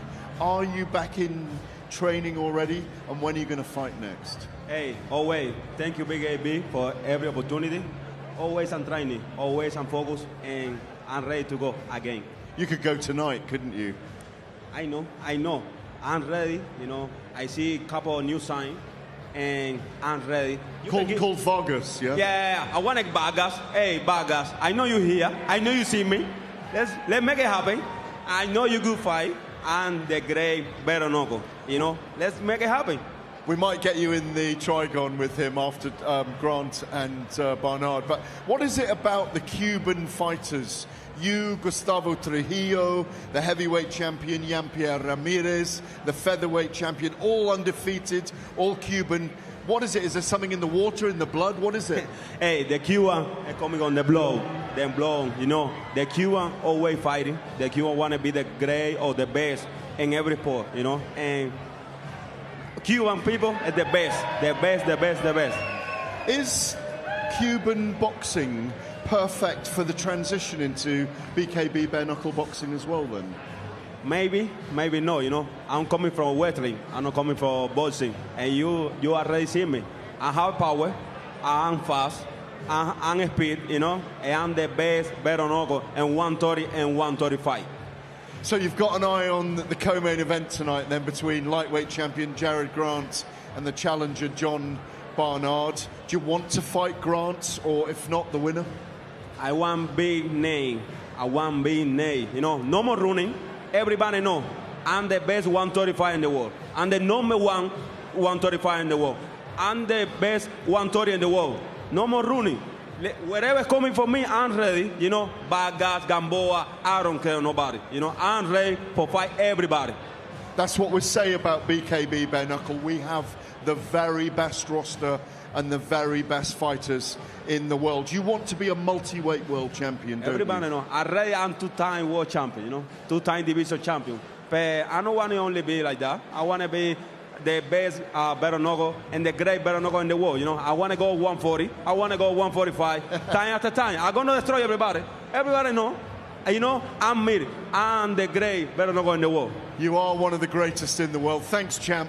Let's go back to the boys on the desk and get their take on the lightweight title. We're very excited to see what Alberto Blas could do, as well as Grant and Barnard in their rematch. But first, Sahatatuska, the Choctaw Warrior. Brok Weaver will be taking on Rowdy Montgomery in the featured fight of the night right before the main event. But up next, it will be Rowdy Montgomery who's going to be taking on the Choctaw Warrior. This young man doesn't have any friends, and he doesn't need them in the trigon. But up next, that is the fight that's been highly anticipated, the rematch for the lightweight title fight.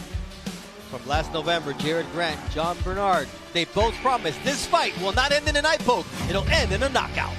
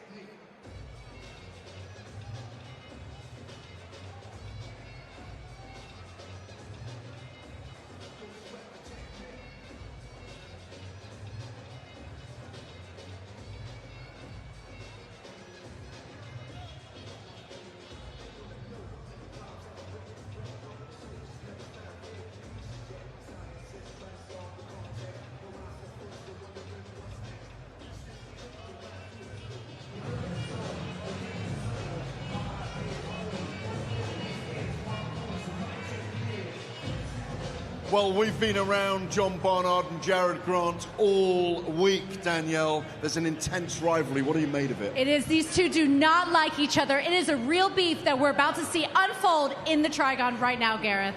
Well, let's take a look at the challenger, Jon Barnard, forged in the fists and fires of Hawaii. Take a look at this man. Jon and T-Mobile Barnard, coming from Makaha, Hawaii, now fighting out of Charlotte, North Carolina. April 17, I'll be fighting Jarod Grant in the rematch. This will be for the 135-pound title. Jarod Grant reminds me of a talented McQueen, very skilled, very talented. However, I don't think they train as hard as I do. I'm not fighting in a generation where guys are just given belts. I am earning every single step, every single brick that I built and laid, I earned. April 17th, you guys are going to see a much more improved Jon Barnard. Crazy thing is you guys already seen a good Jon Barnard. You guys are going to see a better one next time. Yeah, I normally fight for my kids. My kids have been a huge inspiration. I get to show them what it looks like to strive for something, what it looks like to set your mind and heart on something and actually go and get that. This is my little baby right here. Well, she trains a little bit. It's the best part about the whole journey that I'm in is I get to train these little kids and pass on all the skills that I learned. And that way my legacy doesn't die with me. I feel like my dad should still succeed his dreams and keep on fighting. He never gives up, and he's also DIY everything. I've learned that no lying, doing everything good, and being nice, even though you don't know the person. I still think that he's a winner because he's my dad. Message to Jarod Grant. I see that you're a good father, and I applaud you for that. That's April 17th. I'm going to leave out that ring as a champ and with my hands raised, and I'm going to bring that title home to my kids. Now it's my time. Now it's my time to share this victory, this legacy with my girls. Fighting out of the blue corner, Jon Barnard.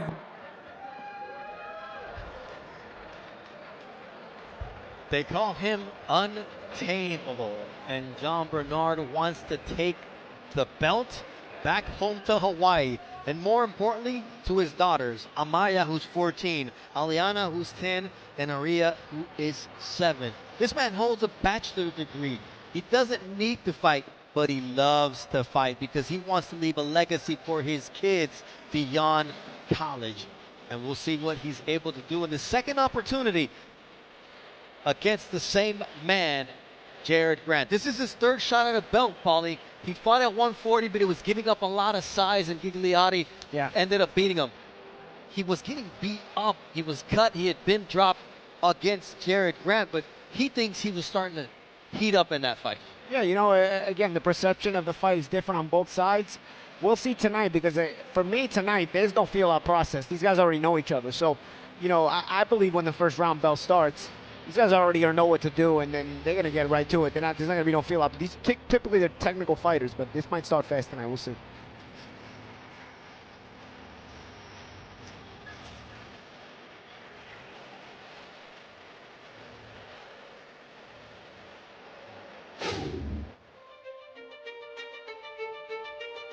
You guys saw what happened the first time. He was busted up pretty bad. I think it's gonna be worse. I mean, let's be honest. He couldn't really do nothing the first time with me. What do you think is gonna happen the second time? Now I have him figured out, and I don't want to hear that he learned new tricks. You can't teach an old dog new tricks.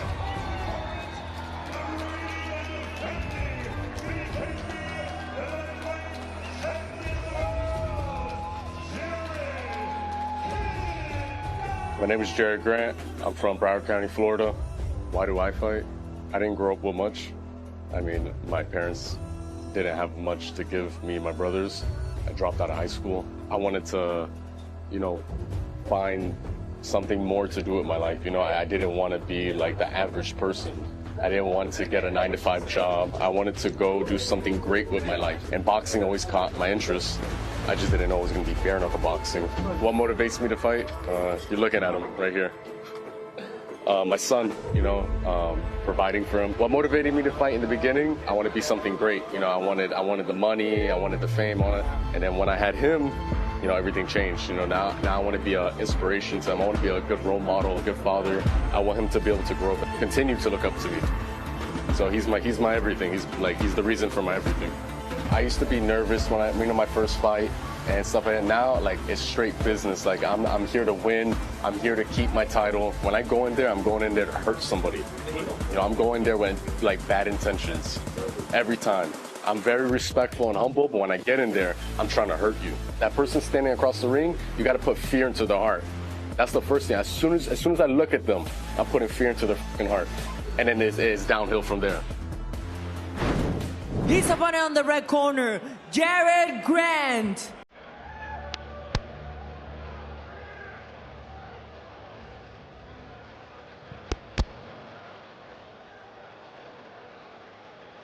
The champ is here, and he wants to do it his way. Sinatra. Absolutely. Sinatra. Look class from Jarod Grant.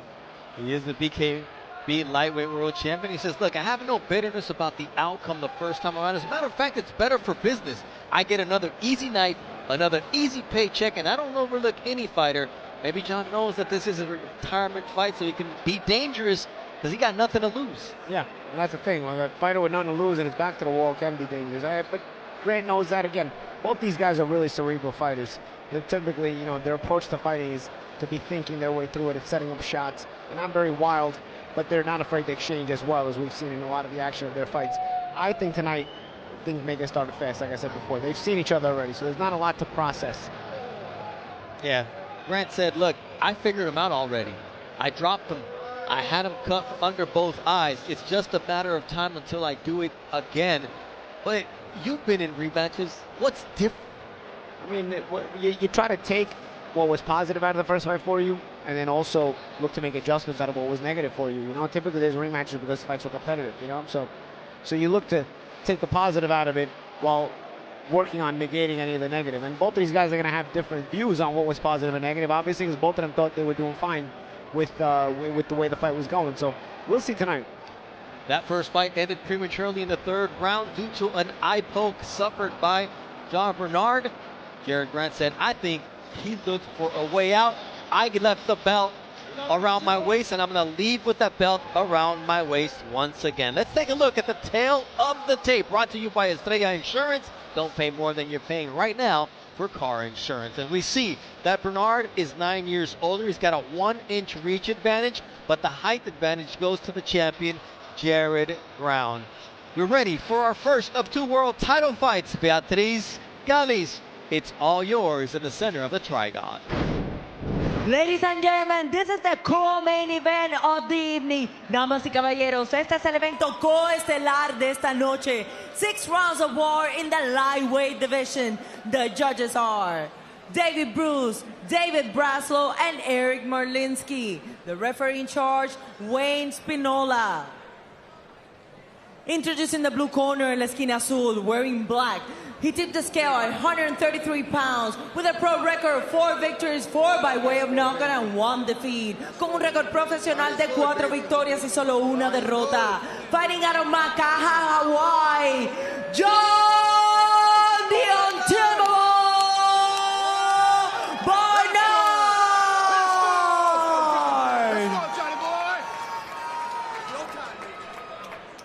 Fighting out of the red corner, wearing white, blue, and red. He tipped the scale at 135 pounds. Peso oficial, 135 libras. With a pro record of 8 victories, 6 by way of knockout and 2 losses. Con un récord profesional de 8 victorias y solo 2 derrotas. Fighting out of Broward County, Florida, Jarod Kid Gotti Grant.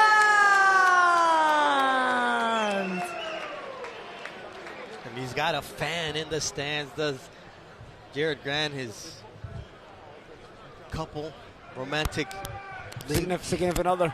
I know, right? And he does it for his son, you know. He says, he's the reason I do this. I want to leave a legacy for him. I didn't have a good set of parents, but I make sure that my son understands that I've been with him every step of the way and I will always be there for him. You see the sportsmanship between Grant and Jon Barnard, but once the bell starts, it's all business. Yeah, you see Grant trying to step right to Barnard. Usually Grant is processing. He's actually usually stepping back early on, but comes out jabbing right away. Barnard also trying to get started on the jab. So again, I see both guys kind of feeling like they figured the other one out, and they're going to be aggressive. And so far, they're aggressive with the jabs, trying to stay in that mid-range right away. It was a check left hook, much like that one that dropped Jon Barnard in the first fight. So Jarod Grant going to it early on. Yeah, Barnard trying to keep his guard up high. He's working on a good right hand there by Barnard, yeah. Oh, another poke. We got a poke. Oh, goodness. We got a poke. We got a poke. That was a punch. 3, 4, 5, 6, 7. Let's see. We're going to need a replay for that one. Give me your hands. Give me your hands. You okay? You want to keep going? Okay, here we go. Fight. He said there was miscommunication in the first fight about him not wanting to keep going, but the eye poke once again becomes an issue. Yeah, Spinola didn't call an eye poke, but that wasn't a hard enough punch for Barnard. Barnard is not a guy who's going to bend down on a small punch. I'm definitely curious to see the replay on that and see if we can get a look on it. So now we're going to see a sense of urgency from Jon Barnard. Will he open up against the champion Jarod Grant? Grant, good There's boxing. a nice right and a left hook there from Grant. Yeah, sharp attempt at a counter right hand there. Grant with the hooks. Barnard keeping his guard up a lot higher, trying to mentally stress Grant. Fight. Just a little sharp 1-2 there from Barnard. Side of the head. Grant gets down underneath it again. Good technical but aggressive boxing from both guys. And you'll remember that Jon Barnard said, I'm going to talk. Oh, no, was that a nice right hand there from Jon Barnard that sends the champ reeling backwards? Yeah, sharp jab, too. And he's looking like he got his eye poke. Yeah. But Jon Barnard Grant a little uncomfortable there. Something caught him. I don't know if he got poked or if it was a punch there.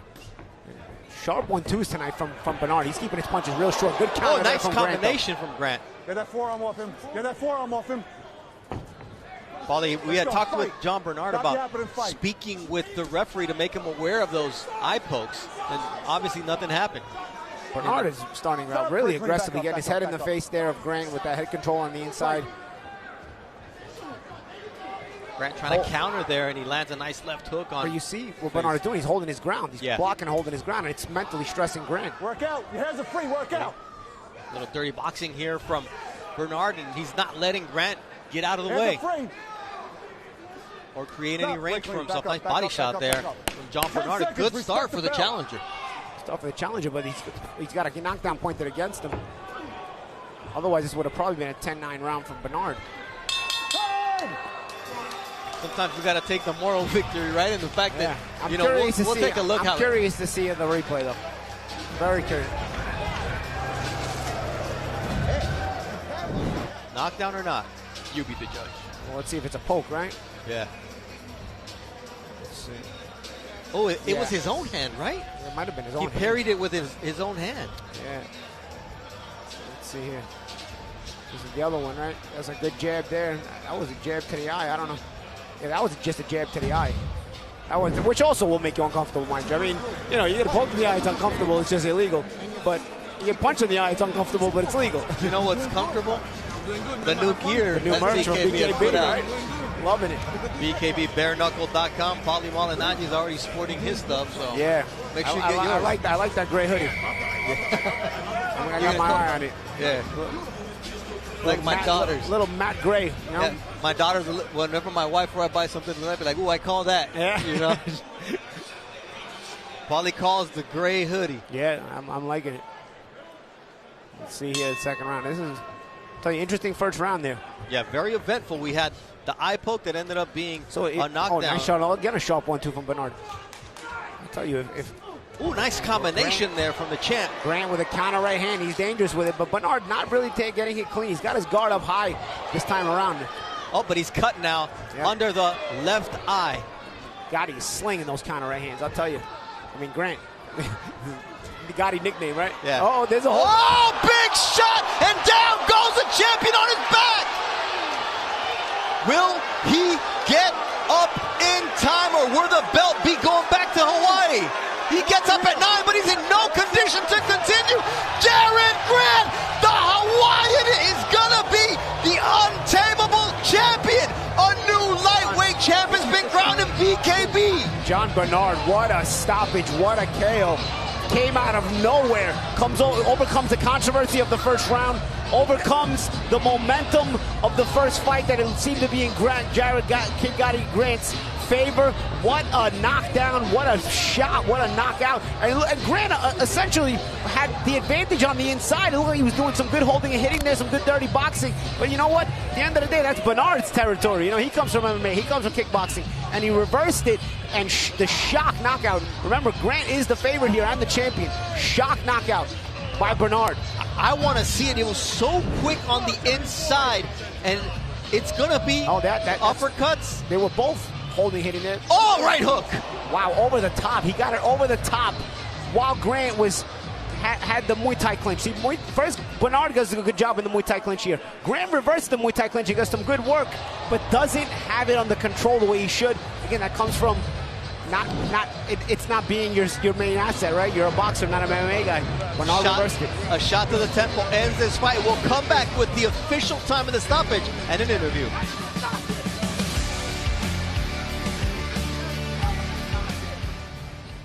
You're not going retirement? I ain't fighting you, what? Great job. Great job.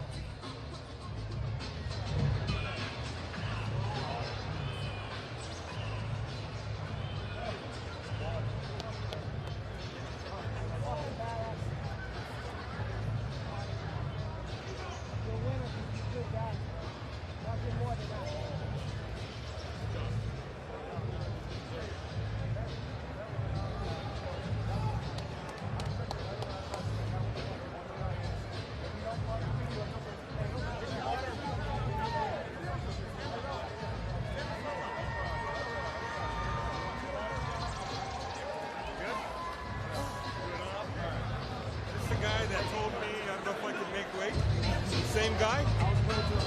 I know you were, but you know what? You fucking pulled through. You pulled through, look what you got.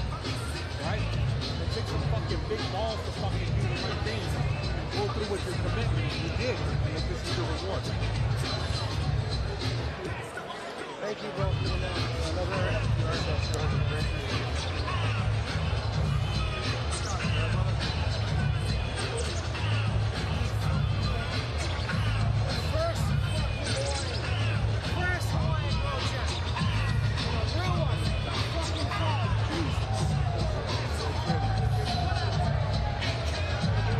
The official time, 41 seconds of round number 2. El tiempo oficial, 41 segundos del round número 2. For your winner, by way of knockout, Jon Barnard!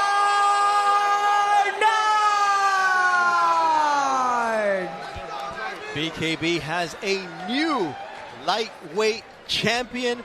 Gareth Davies is inside the ring as David Tetro congratulates Jon Barnard.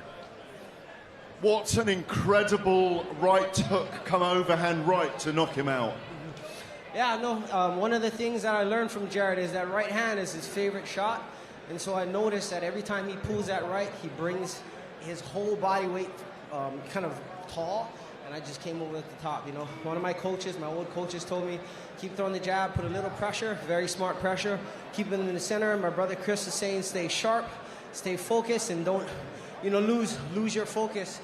I got poked in the eye, and I got kind of roused me up, got me a little bit more firing. You know, it's a dirty game, man. Bare knuckle is dirty as hell. So I'm just so grateful I get to share this moment with my daughters at home. I wish they were here for me. Your fists were forged in the fires of Hawaii. You'd love to go there, wouldn't you, for an event? Hey, I got the title now. I think I got a little say now. So let's get this shit to Hawaii. It's been there already. I did the work to get it approved there.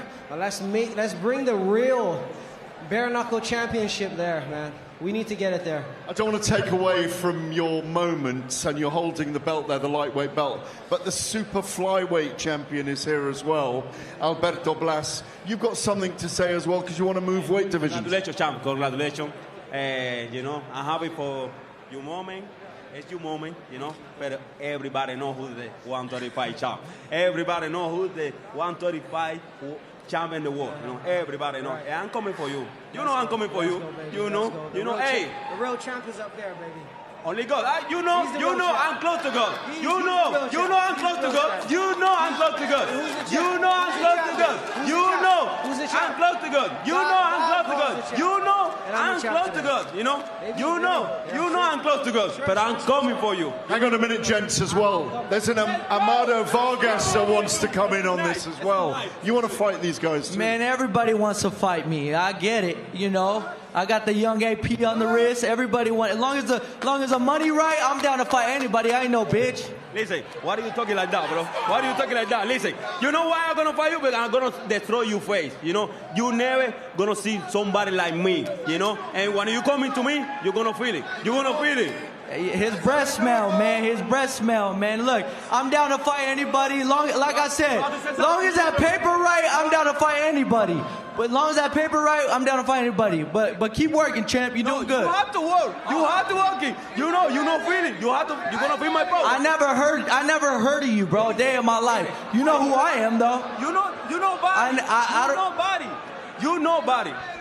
Jon, you have a word. Yeah, absolutely. You know, I appreciate what you guys have been doing, especially what you guys coming, the clout that you bring into this promotion. But you guys have no idea what you guys stepped into. Yes, sir. Thank you. No idea. Thank you. You know, you guys are great boxers. This ain't boxing, baby. This ain't boxing. That's all. But I respect you. Guys are beasts. You guys are animals. Hey, it sound good. So much. Congratulations. Hey, as long as that paper good, I'm with it. Let's get it. Please, BKB. Congratulations, Jon Barnard, tonight. Let's go, baby. God bless. There you go, ladies and gentlemen. We bring you the best fighters, the best smack talk, and the best events. All right, we have more action as we wind down here in Niagara Falls, New York. Coming in up now, the champion, LT Nelson, is in the house. He's making his way towards the first defense of his BKB middleweight title. He's already defended the super middleweight belts multiple times, but for the first time, this man, Mark Tiffin, will go for a belt. He's only been fighting since 2021, but he's a two-time hybrid boxing champion. But up next, it'll be Brok Weaver against Rowdy Montgomery. Dada's getting him hyped up at the weigh-in, and they're going to come out, and the punches will fly on BKB 53.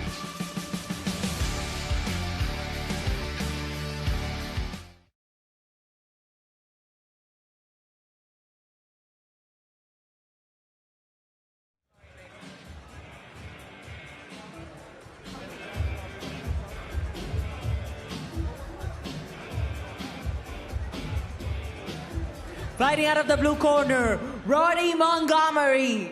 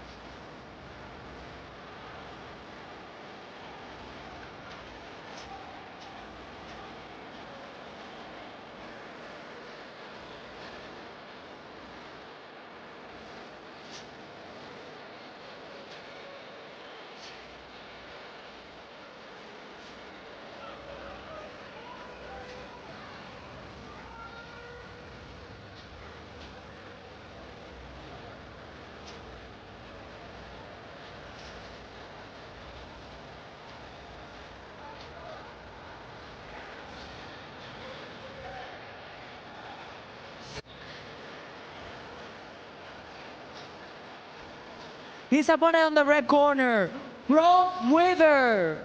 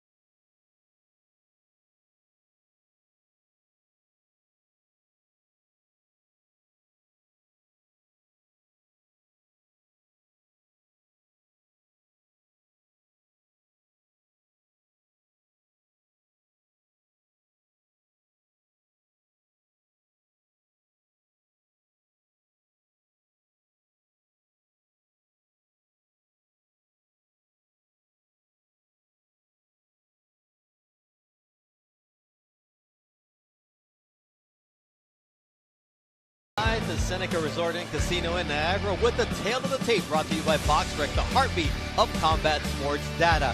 And we see that there is a 5-year age difference for Rowdy Montgomery, and it's the height that favors a fighter out of Riverside, California with equal reach. Beatriz, it's yours. Standing in the smallest surface of combat sports, our next contest is scheduled for 5 rounds in the super middleweight division. Los jueces son the judges are Dave Braslow, Eric Marlinsky, and Damon Gambill. The referee in charge, Todd Anderson. Fighting out of the blue corner, wearing black, vestido de negro, su peso oficial, 168.1 libras, his official weight, 168.1 pounds. Esta noche entra al trigón invicto como profesional con una victoria tonight. He enters the Trigon undefeated as a pro with 1 victory. Fighting out of Riverside, California, Rowdy legend, Montgomery.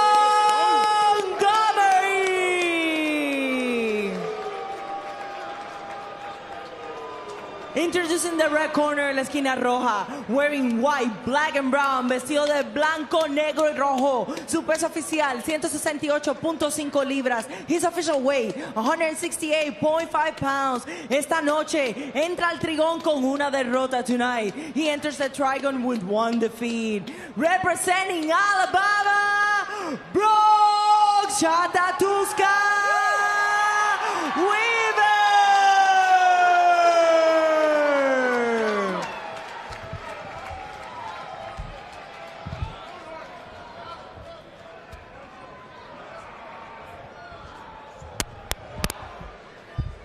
Neither one of these guys really believes this fight will go longer than 1 round. Brok Weaver says, look, I went 12 rounds in the last 3 months. I want 3 minutes toe-to-toe inside the Trigon, and we have to hurt each other. He shouldn't want to go another 3 minutes with me, and I don't want to go another 3 minutes with him because I don't get paid for overtime. Good for me. On the point, on the point, on the point. Fighters ready? Hey! Rowdy Montgomery is a solitary person since his grandmother Lucille passed away. He says, I don't need anybody, and the Trigon seems to be the perfect place to be a solitary man. Southpaw versus Southpaw here, Bernie. Fight out of there. How fight they out of there. adjust. Montgomery trained Stop. out of break, Riverside by clean Henry break. Ramirez, the same man that trains Chris Arriola and so many other fighters out of the Inland Empire. Stonehorse Goman is the trainer for Brok Weaver. You heard the welcome from the natives here at the Seneca Resort Clean break, Casino. clean break. Watch that, don't lift. Fight! He wants to make a name for himself and for his tribe. Montgomery says, I don't care about anything but winning this fight. Nice left there from Rowdy. Now down goes Rowdy Montgomery. Seemed like a slip on a check hook. Back of the head.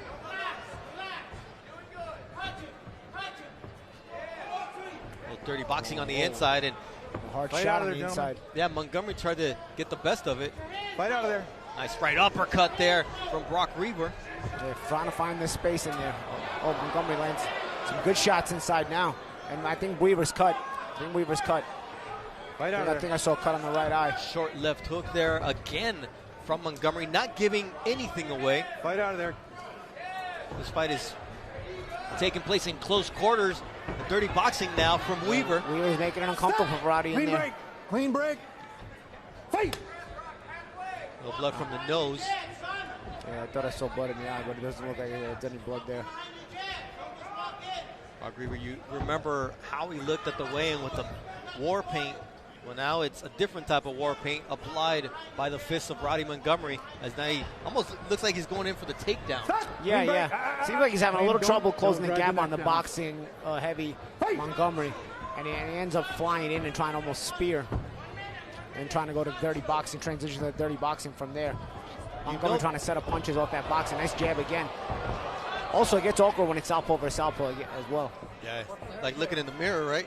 Yeah. Stop. Clean break. Clean break. Clean break. Let him Southpaws go. usually have Watch the your head advantage coming in. against Watch your orthodox head. fighters, Fight. not getting as much spar rounds against, lefties. But here, lefty head. on lefty. Yeah. Oh, nice right uppercut there from Brok Weaver. Watch the back of Both the guys head. are trying to get used to each other. Yeah. A good attempt there by Weaver. I'm not sure how clean it landed, Stop. but Clean break. they're winding up in a Let lot him of go. awkward clinches here Back in out. round one. Fight! Montgomery handling things well from the outside, lands Good 3 hooks there. consecutive shots, and down goes Brok Weaver. There. Started with an initial right hook, and then he doubled it up with a second hook. Montgomery 6, gets the advantage in round one with that 7, knockdown right at the close. 8. You good to go? You good to go. Step sideways.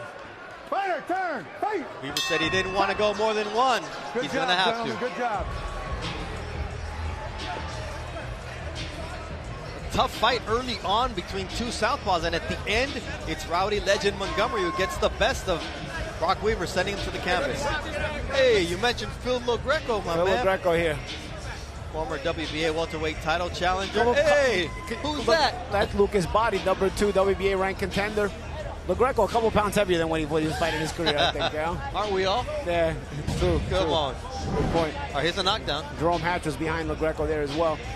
There's the knockdown. Oh, that was the cut that opened up. That was the initial inside work with the cut.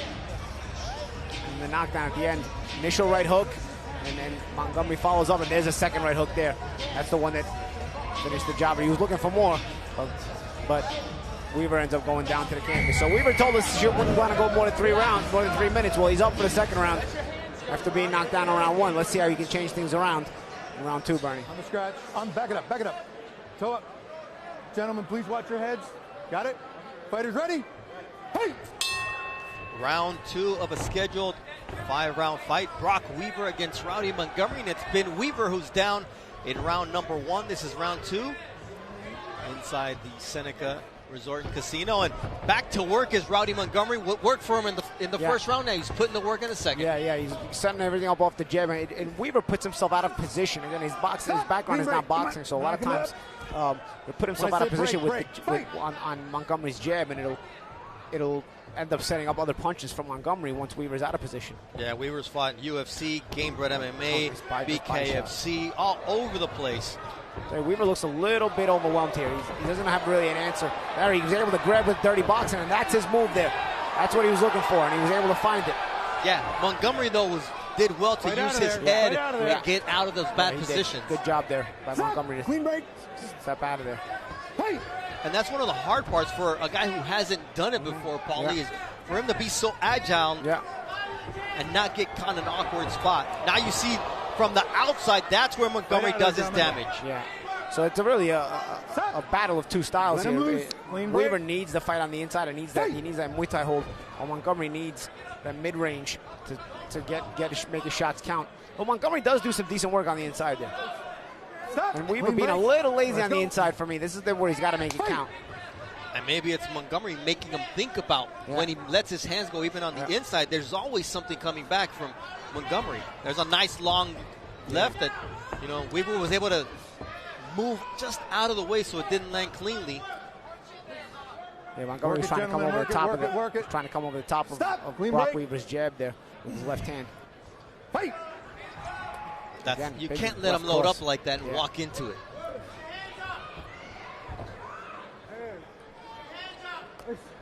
Fight out of there, We saw it earlier in the fight between Brandon Shavers and Jose Fernandez, just a good technical boxer. And I'm not saying that Montgomery's pristine in his technique, but he is better boxing-wise than Brok Weaver, and is showing. Yeah, he is. Oh, there we go.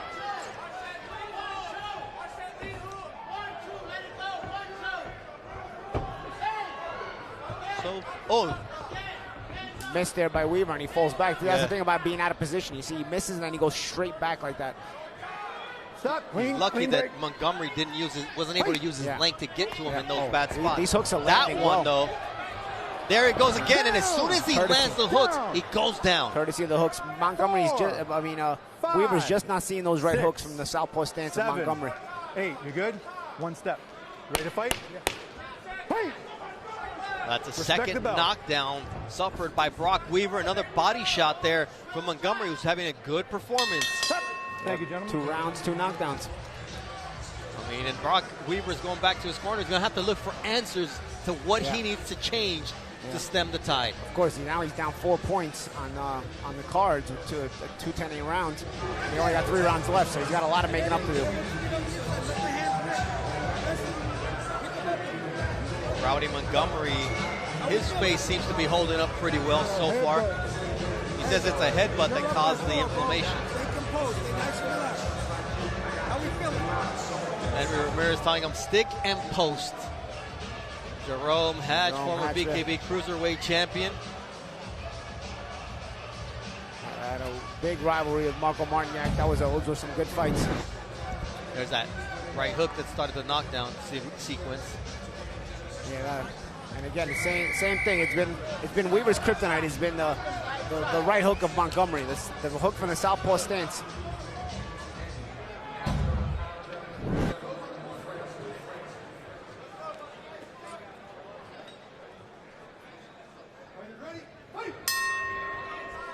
Round 3 of a scheduled 5-round fight here in the super middleweight division. A special attraction. Brok Weaver in the white and burgundy trunks taking on Rowdy Montgomery in the black trunks. And it's Montgomery, who comes from Riverside, California, who has really done the damage here early on, sending Weaver to the canvas in each of the first 2 stanzas. Keeping him at bay, out of range, has been the most important thing that Montgomery's been able to do early on. Yeah, Montgomery controlling range really well. Slipping, sliding there, getting underneath. Sometimes he holds his ground and slips, and sometimes he changes distance and steps out of range. So there it is. He slipped that one out while stepping inside. And that's the thing. A good boxer can step out or step in and make you miss both ways. And right now, Weaver not able to find the target. And Montgomery's starting to set up his counters. He's looking for that hook as a counter now. Before he was working as a lead. And you could just see the focus in Montgomery's eyes, the way he's reading the fight. Yeah. Doing exceptionally well, and he's setting up those shots now. He goes upstairs, and now the downstairs shots are the ones that can really hurt Weaver. Weaver does a good job there of stepping outside the corner, getting himself off that corner. How do the body shots feel, Paulie, with no gloves? I mean, I've seen stoppages, you know. I personally haven't felt any body shots in there, but I've seen stoppages come with body shots. Weaver said, I know what it felt like. Let me see how Montgomery can take a body shot now. Yeah, I mean, I guess it'll be just like boxing or MMA, where if you land a good body shot in the right spot, it's going to be felt, you know. Liver shot is a liver shot, regardless of whether you're wearing gloves or not. Absolutely. Nice jab. Yeah, Montgomery being very disciplined with that lead hand. mixing up the jabs and the hooks well. That up. And he disguises those left crosses well. I mean, when you're landing a lead left cross, that means you're doing things well. And Weaver finally gets one shot off after taking about 4 or 5. Weaver does a good job of getting himself off the ropes. He did it again there. But then he flails those shots. And against class boxers, these flailing shots are not going to land. So you're going to have to set traps in a better way. Weaver just winging shots, hoping that they land. While Montgomery keeps him missing. There's some simple jabs there. Sometimes those can work, even for a non-boxer. Good use of his 5-inch reach advantage from Rowdy Montgomery. His boxing skills also coming into play here as round 3 is coming to a close. Look at that stick from Rowdy Montgomery. Stiff jab there from Montgomery. And again, he's trying to hold that range at mid-range. He steps around as Weaver steps in. He makes up the ground. You see he steps. Weaver takes a half step in. Montgomery takes a half step out. But just trying to play just at the basically the shoestring of punching range so that he can fly in and shoot those sharp left hands that he's landed tonight as Montgomery. I mean, look, if you're looking for moral victories, this is the first round that Weaver hasn't gone down. Yeah, the problem is he didn't win it. You see the frustration on the face of Brok Weaver, looking for answers from his corner. If I'm the left hand, you're going to find the lead hook. Pop my elbow. It's not fucking. It don't matter. You want to sip? Here, have a sip. There's some replays from the last round. Weaver putting himself on the ropes there. Montgomery going to the body, can't find the head, so he just goes to the body. And Montgomery being more alert, because earlier in the fight he got himself caught in the Muay Thai lock when he was too aggressive when he had Weaver on the ropes. So therefore, at that time, was a little more alert. Weaver actually landed a decent uppercut on the inside, but it woke Montgomery up, made him shoot those shots.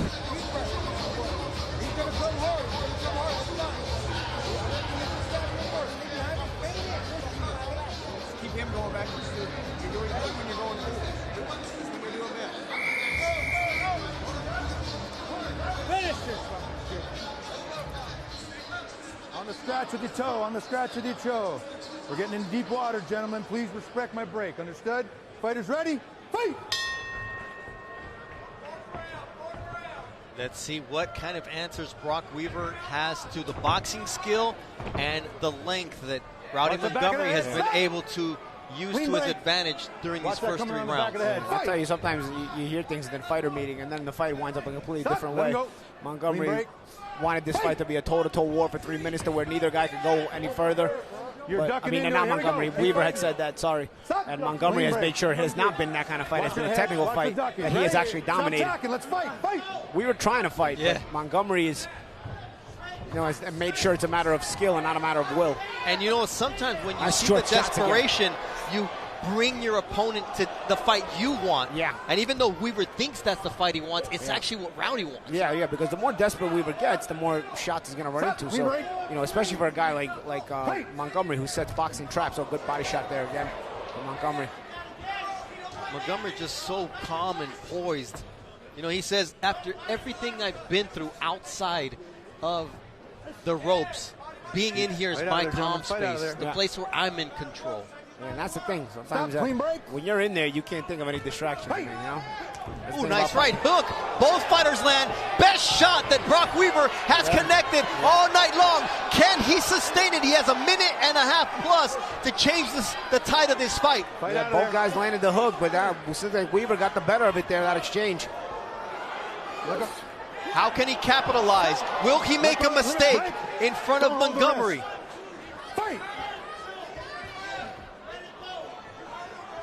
This is where you have to show your mettle.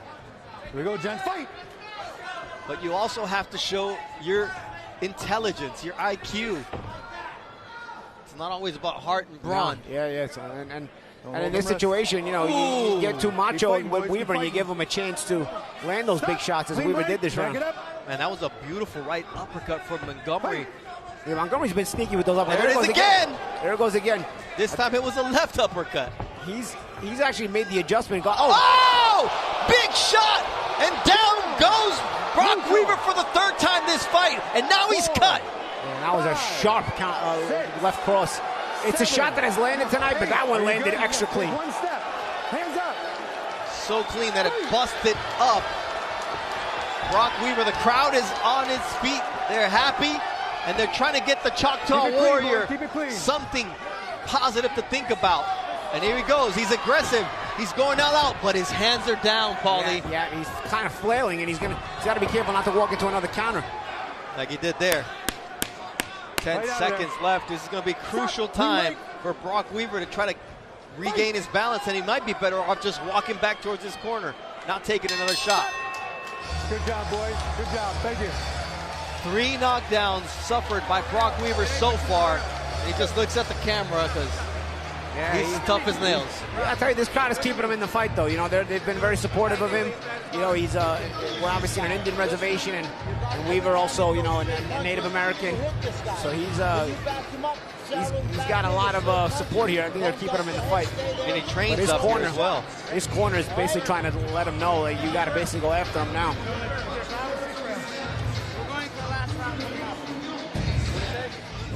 There's a knockdown. Sharp what a left shot hand here. Oh! You see how Montgomery set it up. He took a step to the right so that he could kind of set up the right angle, the correct angle. Watch the step over to the right to put himself in position, and boom, right there. What sharp shot. He sees it. He sees that shot even before he steps over. And then that's why he steps over, to sort of bring it to him, because he knows the way Weaver's going to step to him, and then he set it up beautifully. And you see Brok Weaver just not as efficient, landing less than 49% of his punches. Those stats brought to you by Bally's 5th and final round. Rowdy legend Montgomery has sent Brok Weaver to the canvas 3 times so far in the first 4 rounds, and Brok Weaver's going to give it his all here in the 5th, but he's hoping not to put himself in a position where Rowdy Montgomery can take advantage of his desperation. Oh, nice.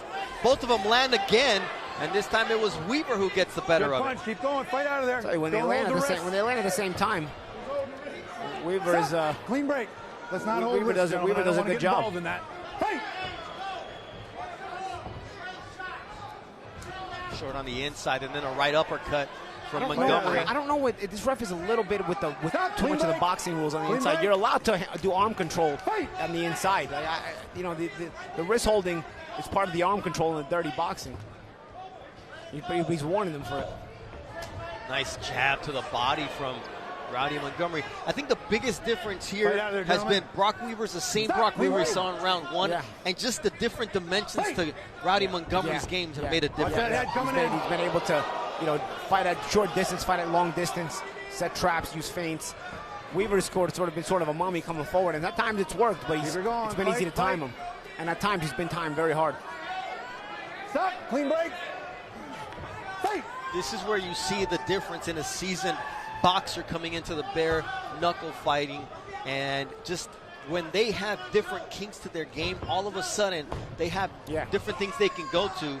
And that's the thing about Montgomery. At times maybe Weaver thinks Montgomery's just running. He's stepping over to the right or to the left, but in reality, Montgomery's taking the side step, and he's setting up an angle. See right there. There it Sets is again. Up the jab as he creates the punching angle for the jab after stepping around. Fight out there, gentlemen. There's a body shot as he once again looks for the angle and digs inside, does Rowdy Montgomery. Really impressed with how Montgomery has looked. Yeah, he's navigated the fight. You know, when he's needed to press, he does, but not in a reckless manner at all. Yeah, not at all. The headbutt there, clash of heads. Not allowing Brok Weaver to get back into this fight. There's only been one space in this entire fight where he had Montgomery hurt. Absolutely. Fight.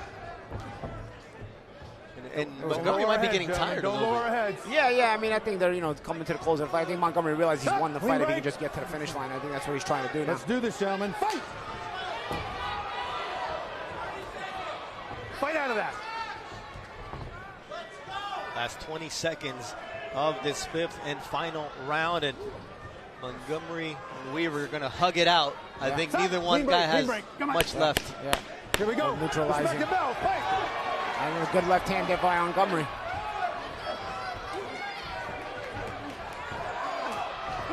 What a dominant performance from Rowdy Montgomery. Came in from Riverside, California, and represented Cali with pride, dropping Weaver 3 times. All right, we'll be back with the decision inside the Trigon.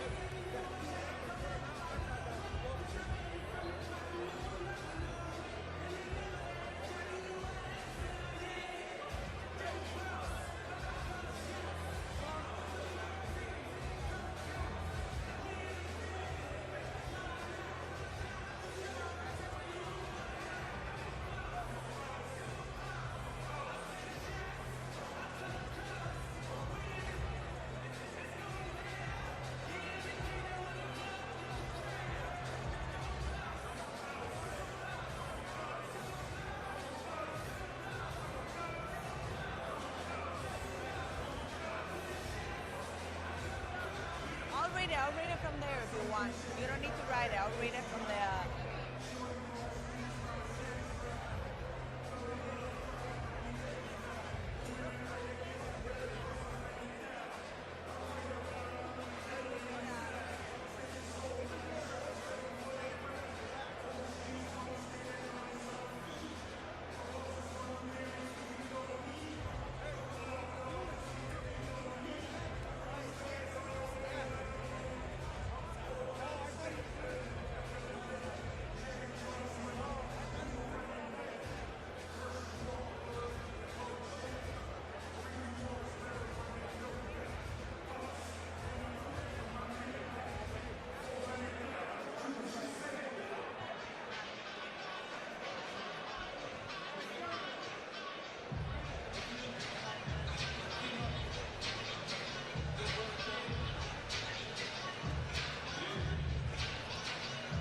After 5 rounds of bare-knuckle action, we go with the judges' scorecards. Después de 5 vueltas a puño limpio, nos vamos a las tarjetas de los jueces. Judges Marlinsky and Braslow scored identical scorecards of 50-42, and Gambill 49-43. All in favor of the winner by way of unanimous decision. Todos a favor del ganador por decisión unánime. Rowdy Montgomery!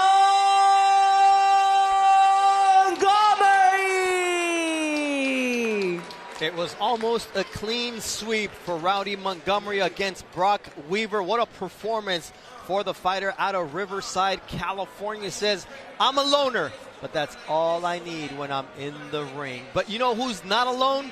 Who never rolls alone? LT Nelson. He rolls deep when he defends his world title, and the BKB middleweight belt will be on the line when our main event starts, when we return right here on BKB 53 from Niagara Falls.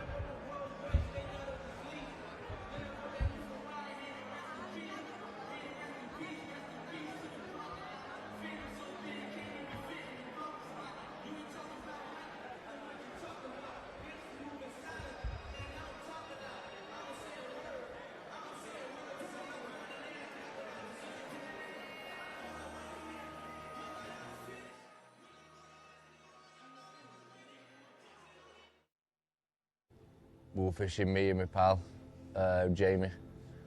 We were having a lovely day of fishing. On his way home, I've lost control of the car.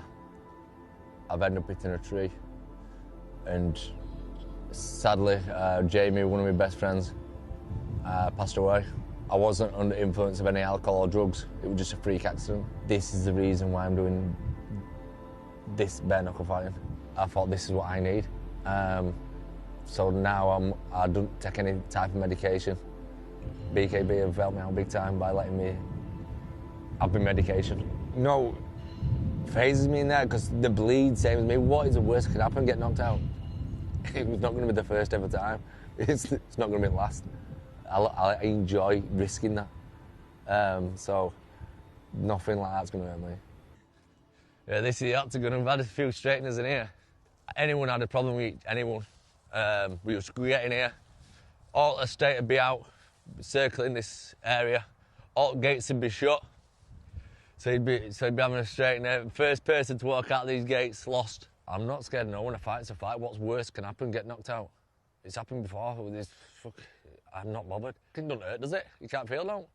And if you're still stood up and you're still fighting, then you're happy. We're still on. I've still got a chance to knock him out. He'll do his best, and I know he will. He'll give it all. Doesn't matter if he wins or not. I'm so proud. My son is my boy. So proud of him, what he's done for town. And he's not let it go to his head. He's just a normal working class lad. I've only fought bare-knuckle. There's no amateur background, there's no nothing. I'm just a rough lad who likes to fight. And that's the end all. I want that belt, so get ready, boy. Fighting out of the blue corner, Mark Tiffin.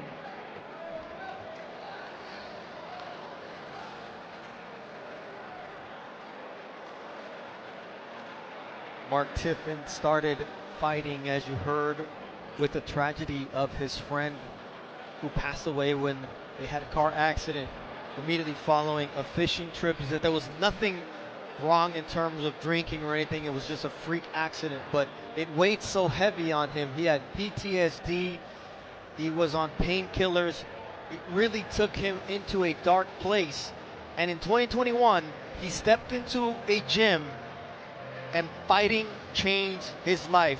A therapist, a psychotherapist said, why don't you go into fighting and see what that does for you? He says, that day changed my life. I've never taken another pill. I've never gone back to that psychiatrist. And now he's on the brink of becoming a world champion. And he can only beat the #1 pound-for-pound fighter in the world. But do you think, I wonder if that psychotherapist wonders if they cost themselves a job. It costs themselves a job, right? A client. Now you know. 2021 he started to fight, and here he is about to step into the Trigon. And I asked him, like, you get the call, you're gonna go fight for a world title in BKB. That's the good news. The bad news is it's against LT Nelson. Yeah, that's the thing, right? Well, you know what? They don't give away world championships. That's why they worked out difficult to win. And Mark Tiffin said, I want to go against the best. That's the old school mentality, Paulie, of like, I want to take it. Feel like you earn it. You feel like you earn it. Big Sean Estrada with the final cutman moments before stepping in to the Trigon. This could be a life-changing moment for Mark Tiffin coming in from England. I'm willing to die out there in that ring, so you put me down, that's not death to me. That's just a stepping stone that I have to get over. So you have to literally kill me, or the fight has to stop for me to stop moving forward. We taught Laurenti to, whenever you start something, there's no quitting. You finish that whether you like it or not. I know that this makes Laurenti so happy. This fulfills him and gives him that incredible purpose. He knows what he can achieve. I'm definitely the hunted. I know for a fact that people are coming to try to get my belts, both of them. I'm gonna keep on defending them, and I'm gonna win some more if I'm allowed to as well. We allowed him to do everything. I rock climb still, I downhill bike, I ski, and then growing my mind too. I feel like just doing little other activities other than just fighting helps me personally get better at the fight game. When he's focused, I don't care what sport he's playing, when he's focused and you can see it in his eyes, nothing stops him. I know all those dudes from England, they like to bang, they throw down, they're down to scrap. I'm going out there for the KO, I'm going out there for the finish. I'm prepared for a battle and war if needed. I'm getting my skills up, so I'm prepared for everything. There's nothing you cannot do if you put your mind to it. And that's what we instilled in Laurenti. I've put my whole life and everything into this fight game. You don't want to step in the ring with me. There's so much more to this child. He has so many layers that we can go on for days. Of course, it's a mother talking, right? And I'm very proud of our son, but he has done this all on his own. He literally has. He had our support always, but he's done this for himself, which we're very proud of. His opponent on the red corner, LT Nelson.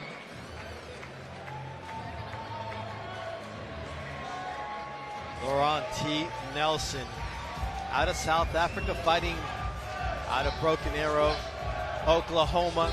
He rolls deep, and why not? He's the only man in BKB history to be a simultaneous champion in 2 divisions. He's made multiple defenses of his super middleweight belt, but this is the first time that he is defending his BKB middleweight world title, and he'll have to do it against Mark Tiffin.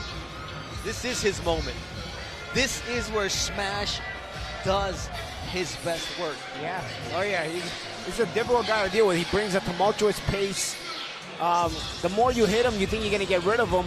He is a little bit hittable, but the problem is once you end up hitting him and you almost wake him up, it's almost like the old Felix Trinidad, you know? Let's wake him up, and now you got to deal with a more immense pressure. And it's not just a crazy pressure for the sake of pressuring. He knows what he's doing. Knows how to throw his punches, knows how to make it dirty. And then you will see him get slapped around right before the fight starts because he says, that's what I need to get myself going, to make myself aware, to remind myself that I'm about to go to war inside the Trigon. Duran, LT Nelson, ready to make the first defense at 160 pounds and get the crowd on their feet right here in Niagara when we come back.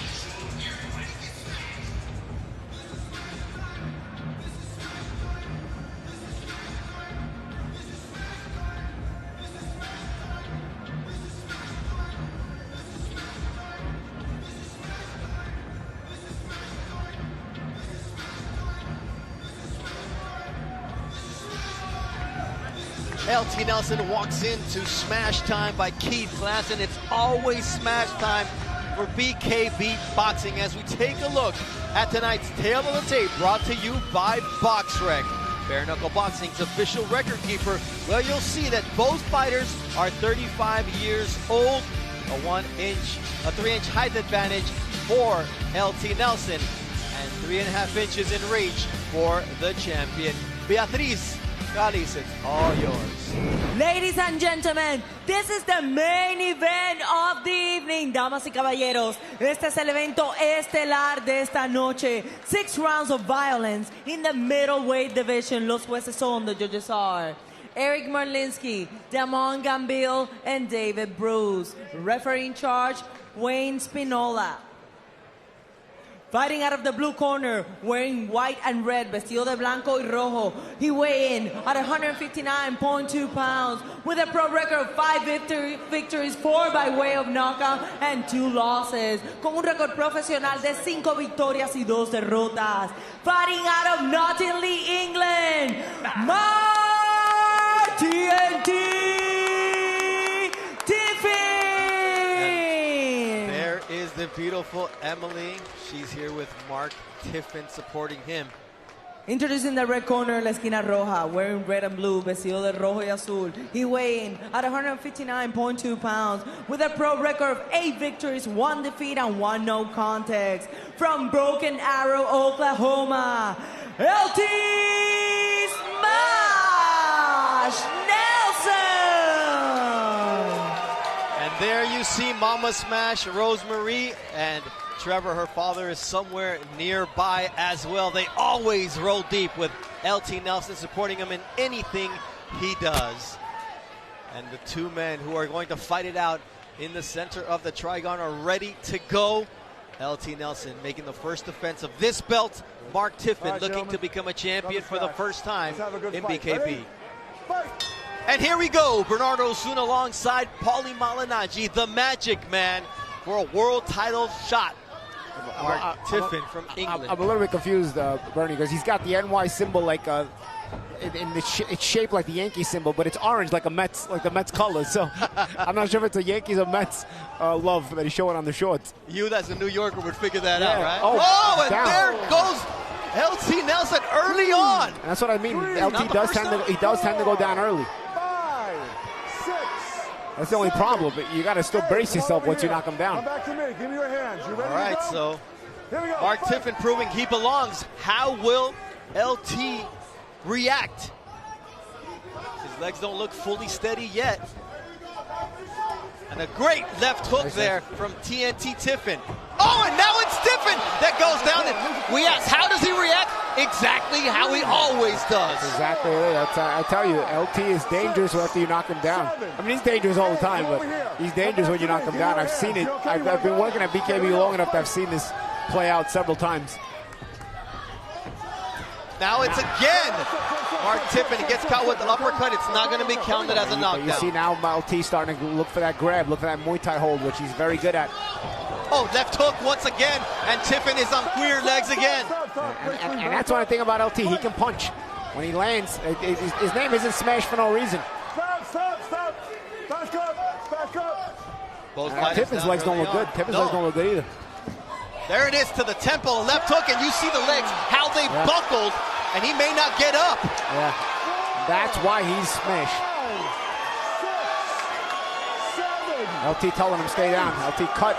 Look at LT as blood streams from his forehead. The success of LT Nelson against British fighters continues. A perfect record against the Brit. Bloody, beaten, and battered, but he gets up every single time, and that's why he is the best pound-for-pound bare-knuckle boxing fighter in the world today. LT Nelson does what he always does right here on BKB 53.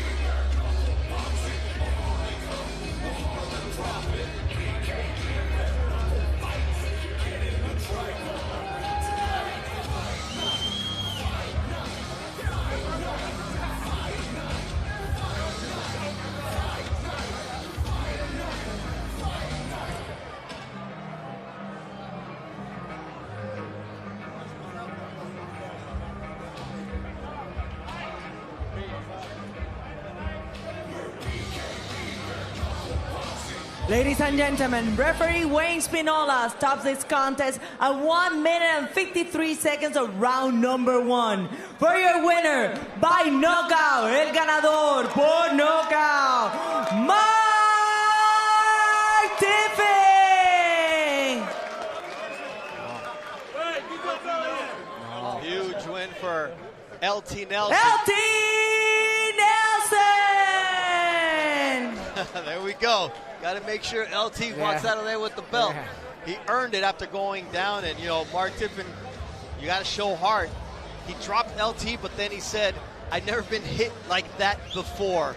And what an impressive victory from LT Nelson. Garrett Davis is in the center of the ring with the champion. Smash, even though Beatrice didn't want to give you the belt to begin with, and then gave it to Mark, you've got the belt, you continue as the Brit Basher, but you had to battle early on because you were knocked down, your legs looked like they'd gone. Yeah, man, just Mark Tiffin hit me with a mean left hook. I guess I even had to ask him what it was, but he hit me with a mean left hook. I didn't see it coming at all, and those are the shots that that really kill, man. That whole round, before I finished the fight, I was feeling a little bit, man. My ear was buzzing a little bit. My eye was a little bit hurt from that hook, everything, and I had to push through it, man. Just like what my parents have instilled in me. Just keep driving. Never give up on your dreams and goals, and be the best person you can be every day. Try to be better, you know. Did you also solidify and cement the fact, coming back from that hurt in the early part of the round, that you are the #1 pound for pound in the sport? I am. I'm the king in this bare-knuckle boxing game. If you want to come try to take this belt, come try. I got 2 of them. You got 2 tries, guys. Come on, try to take this from me, baby. The one and only LT Smash Nelson. Congratulations. Impressive performance from LT Nelson, and he spoke the truth. If you want to be the baddest man in this sport, you have to go through him. Yeah, and you know what? And he literally take on all comers. There's nobody he won't fight. You know, at or around his weight class, of course. Class is, mind you, he's a two-weight champion. Can't forget that. All right, Fight of the night, Bernie. Yes, let's take a look at it. It's brought to you by Estrella Insurance. Don't pay more than you're paying for car insurance now, and it had to be Robert Duran against Austin Spivey opening up the night. What a battle to start. This was a tough one to top. We had a good night of fights, but this one was a real battle. And I tell you, Robert Duran showed a lot of mettle in this fight. Real chip on his shoulder after the loss to the champ D, and he really showed that grit, determination, and skill. Well, what an impressive victory, coming back from shoulder surgery, saying, I want to be more active. And not only did he win in impressive fashion, Paulie, but it looks like he's going to be all right. I made a statement. Really made a statement. With his performance, that's a statement performance. All right, and then that was the fight of the night for BKB 53, but everyone wants to know, what was the knockout of the night? Brought to you by BoxRec, the official record keeper of bare-knuckle boxing. And it was this one with the lightweight title changing hands. Jon Barnard knocking out, I tell you, Gotti Grant. He did it. He hit him with 2 of them. Watch. Grant's hold. Actually, he gets hit with 1. He gets hit with 1 right there, and then the second one. You see that? Barnard was hitting him with a couple of them, so it might have been a 2-punch knockout, right? It looks like a 1-punch job, but the second one got him out of there. Right on the chin, and that was the finish that now makes the Hawaiian the new untamable champion at 135 pounds. And what a night we had. Big ups to Mel Valenzuela, our matchmaker, for a memorable night of action here in New York. And the upcoming schedule, Paulie Malignaggi, the man who's sitting next to me right now, will be headlining Mayhem in Manchester May 16th when he goes against Rolando Dai, looking to become the super welterweight BKB champion. And then the debut of Lee Selby as we return to Cardiff on June 27th. You won't want to miss either one of these fights. BKB 53 has been memorable. I'm Bernardo Osuna for Paulie Malignaggi, for Gareth Davis, as well as Danielle Monet. This has been a wonderful night of action here in upstate New York. We can't wait to see you, BKB Manchester. Paulie Malignaggi back in action.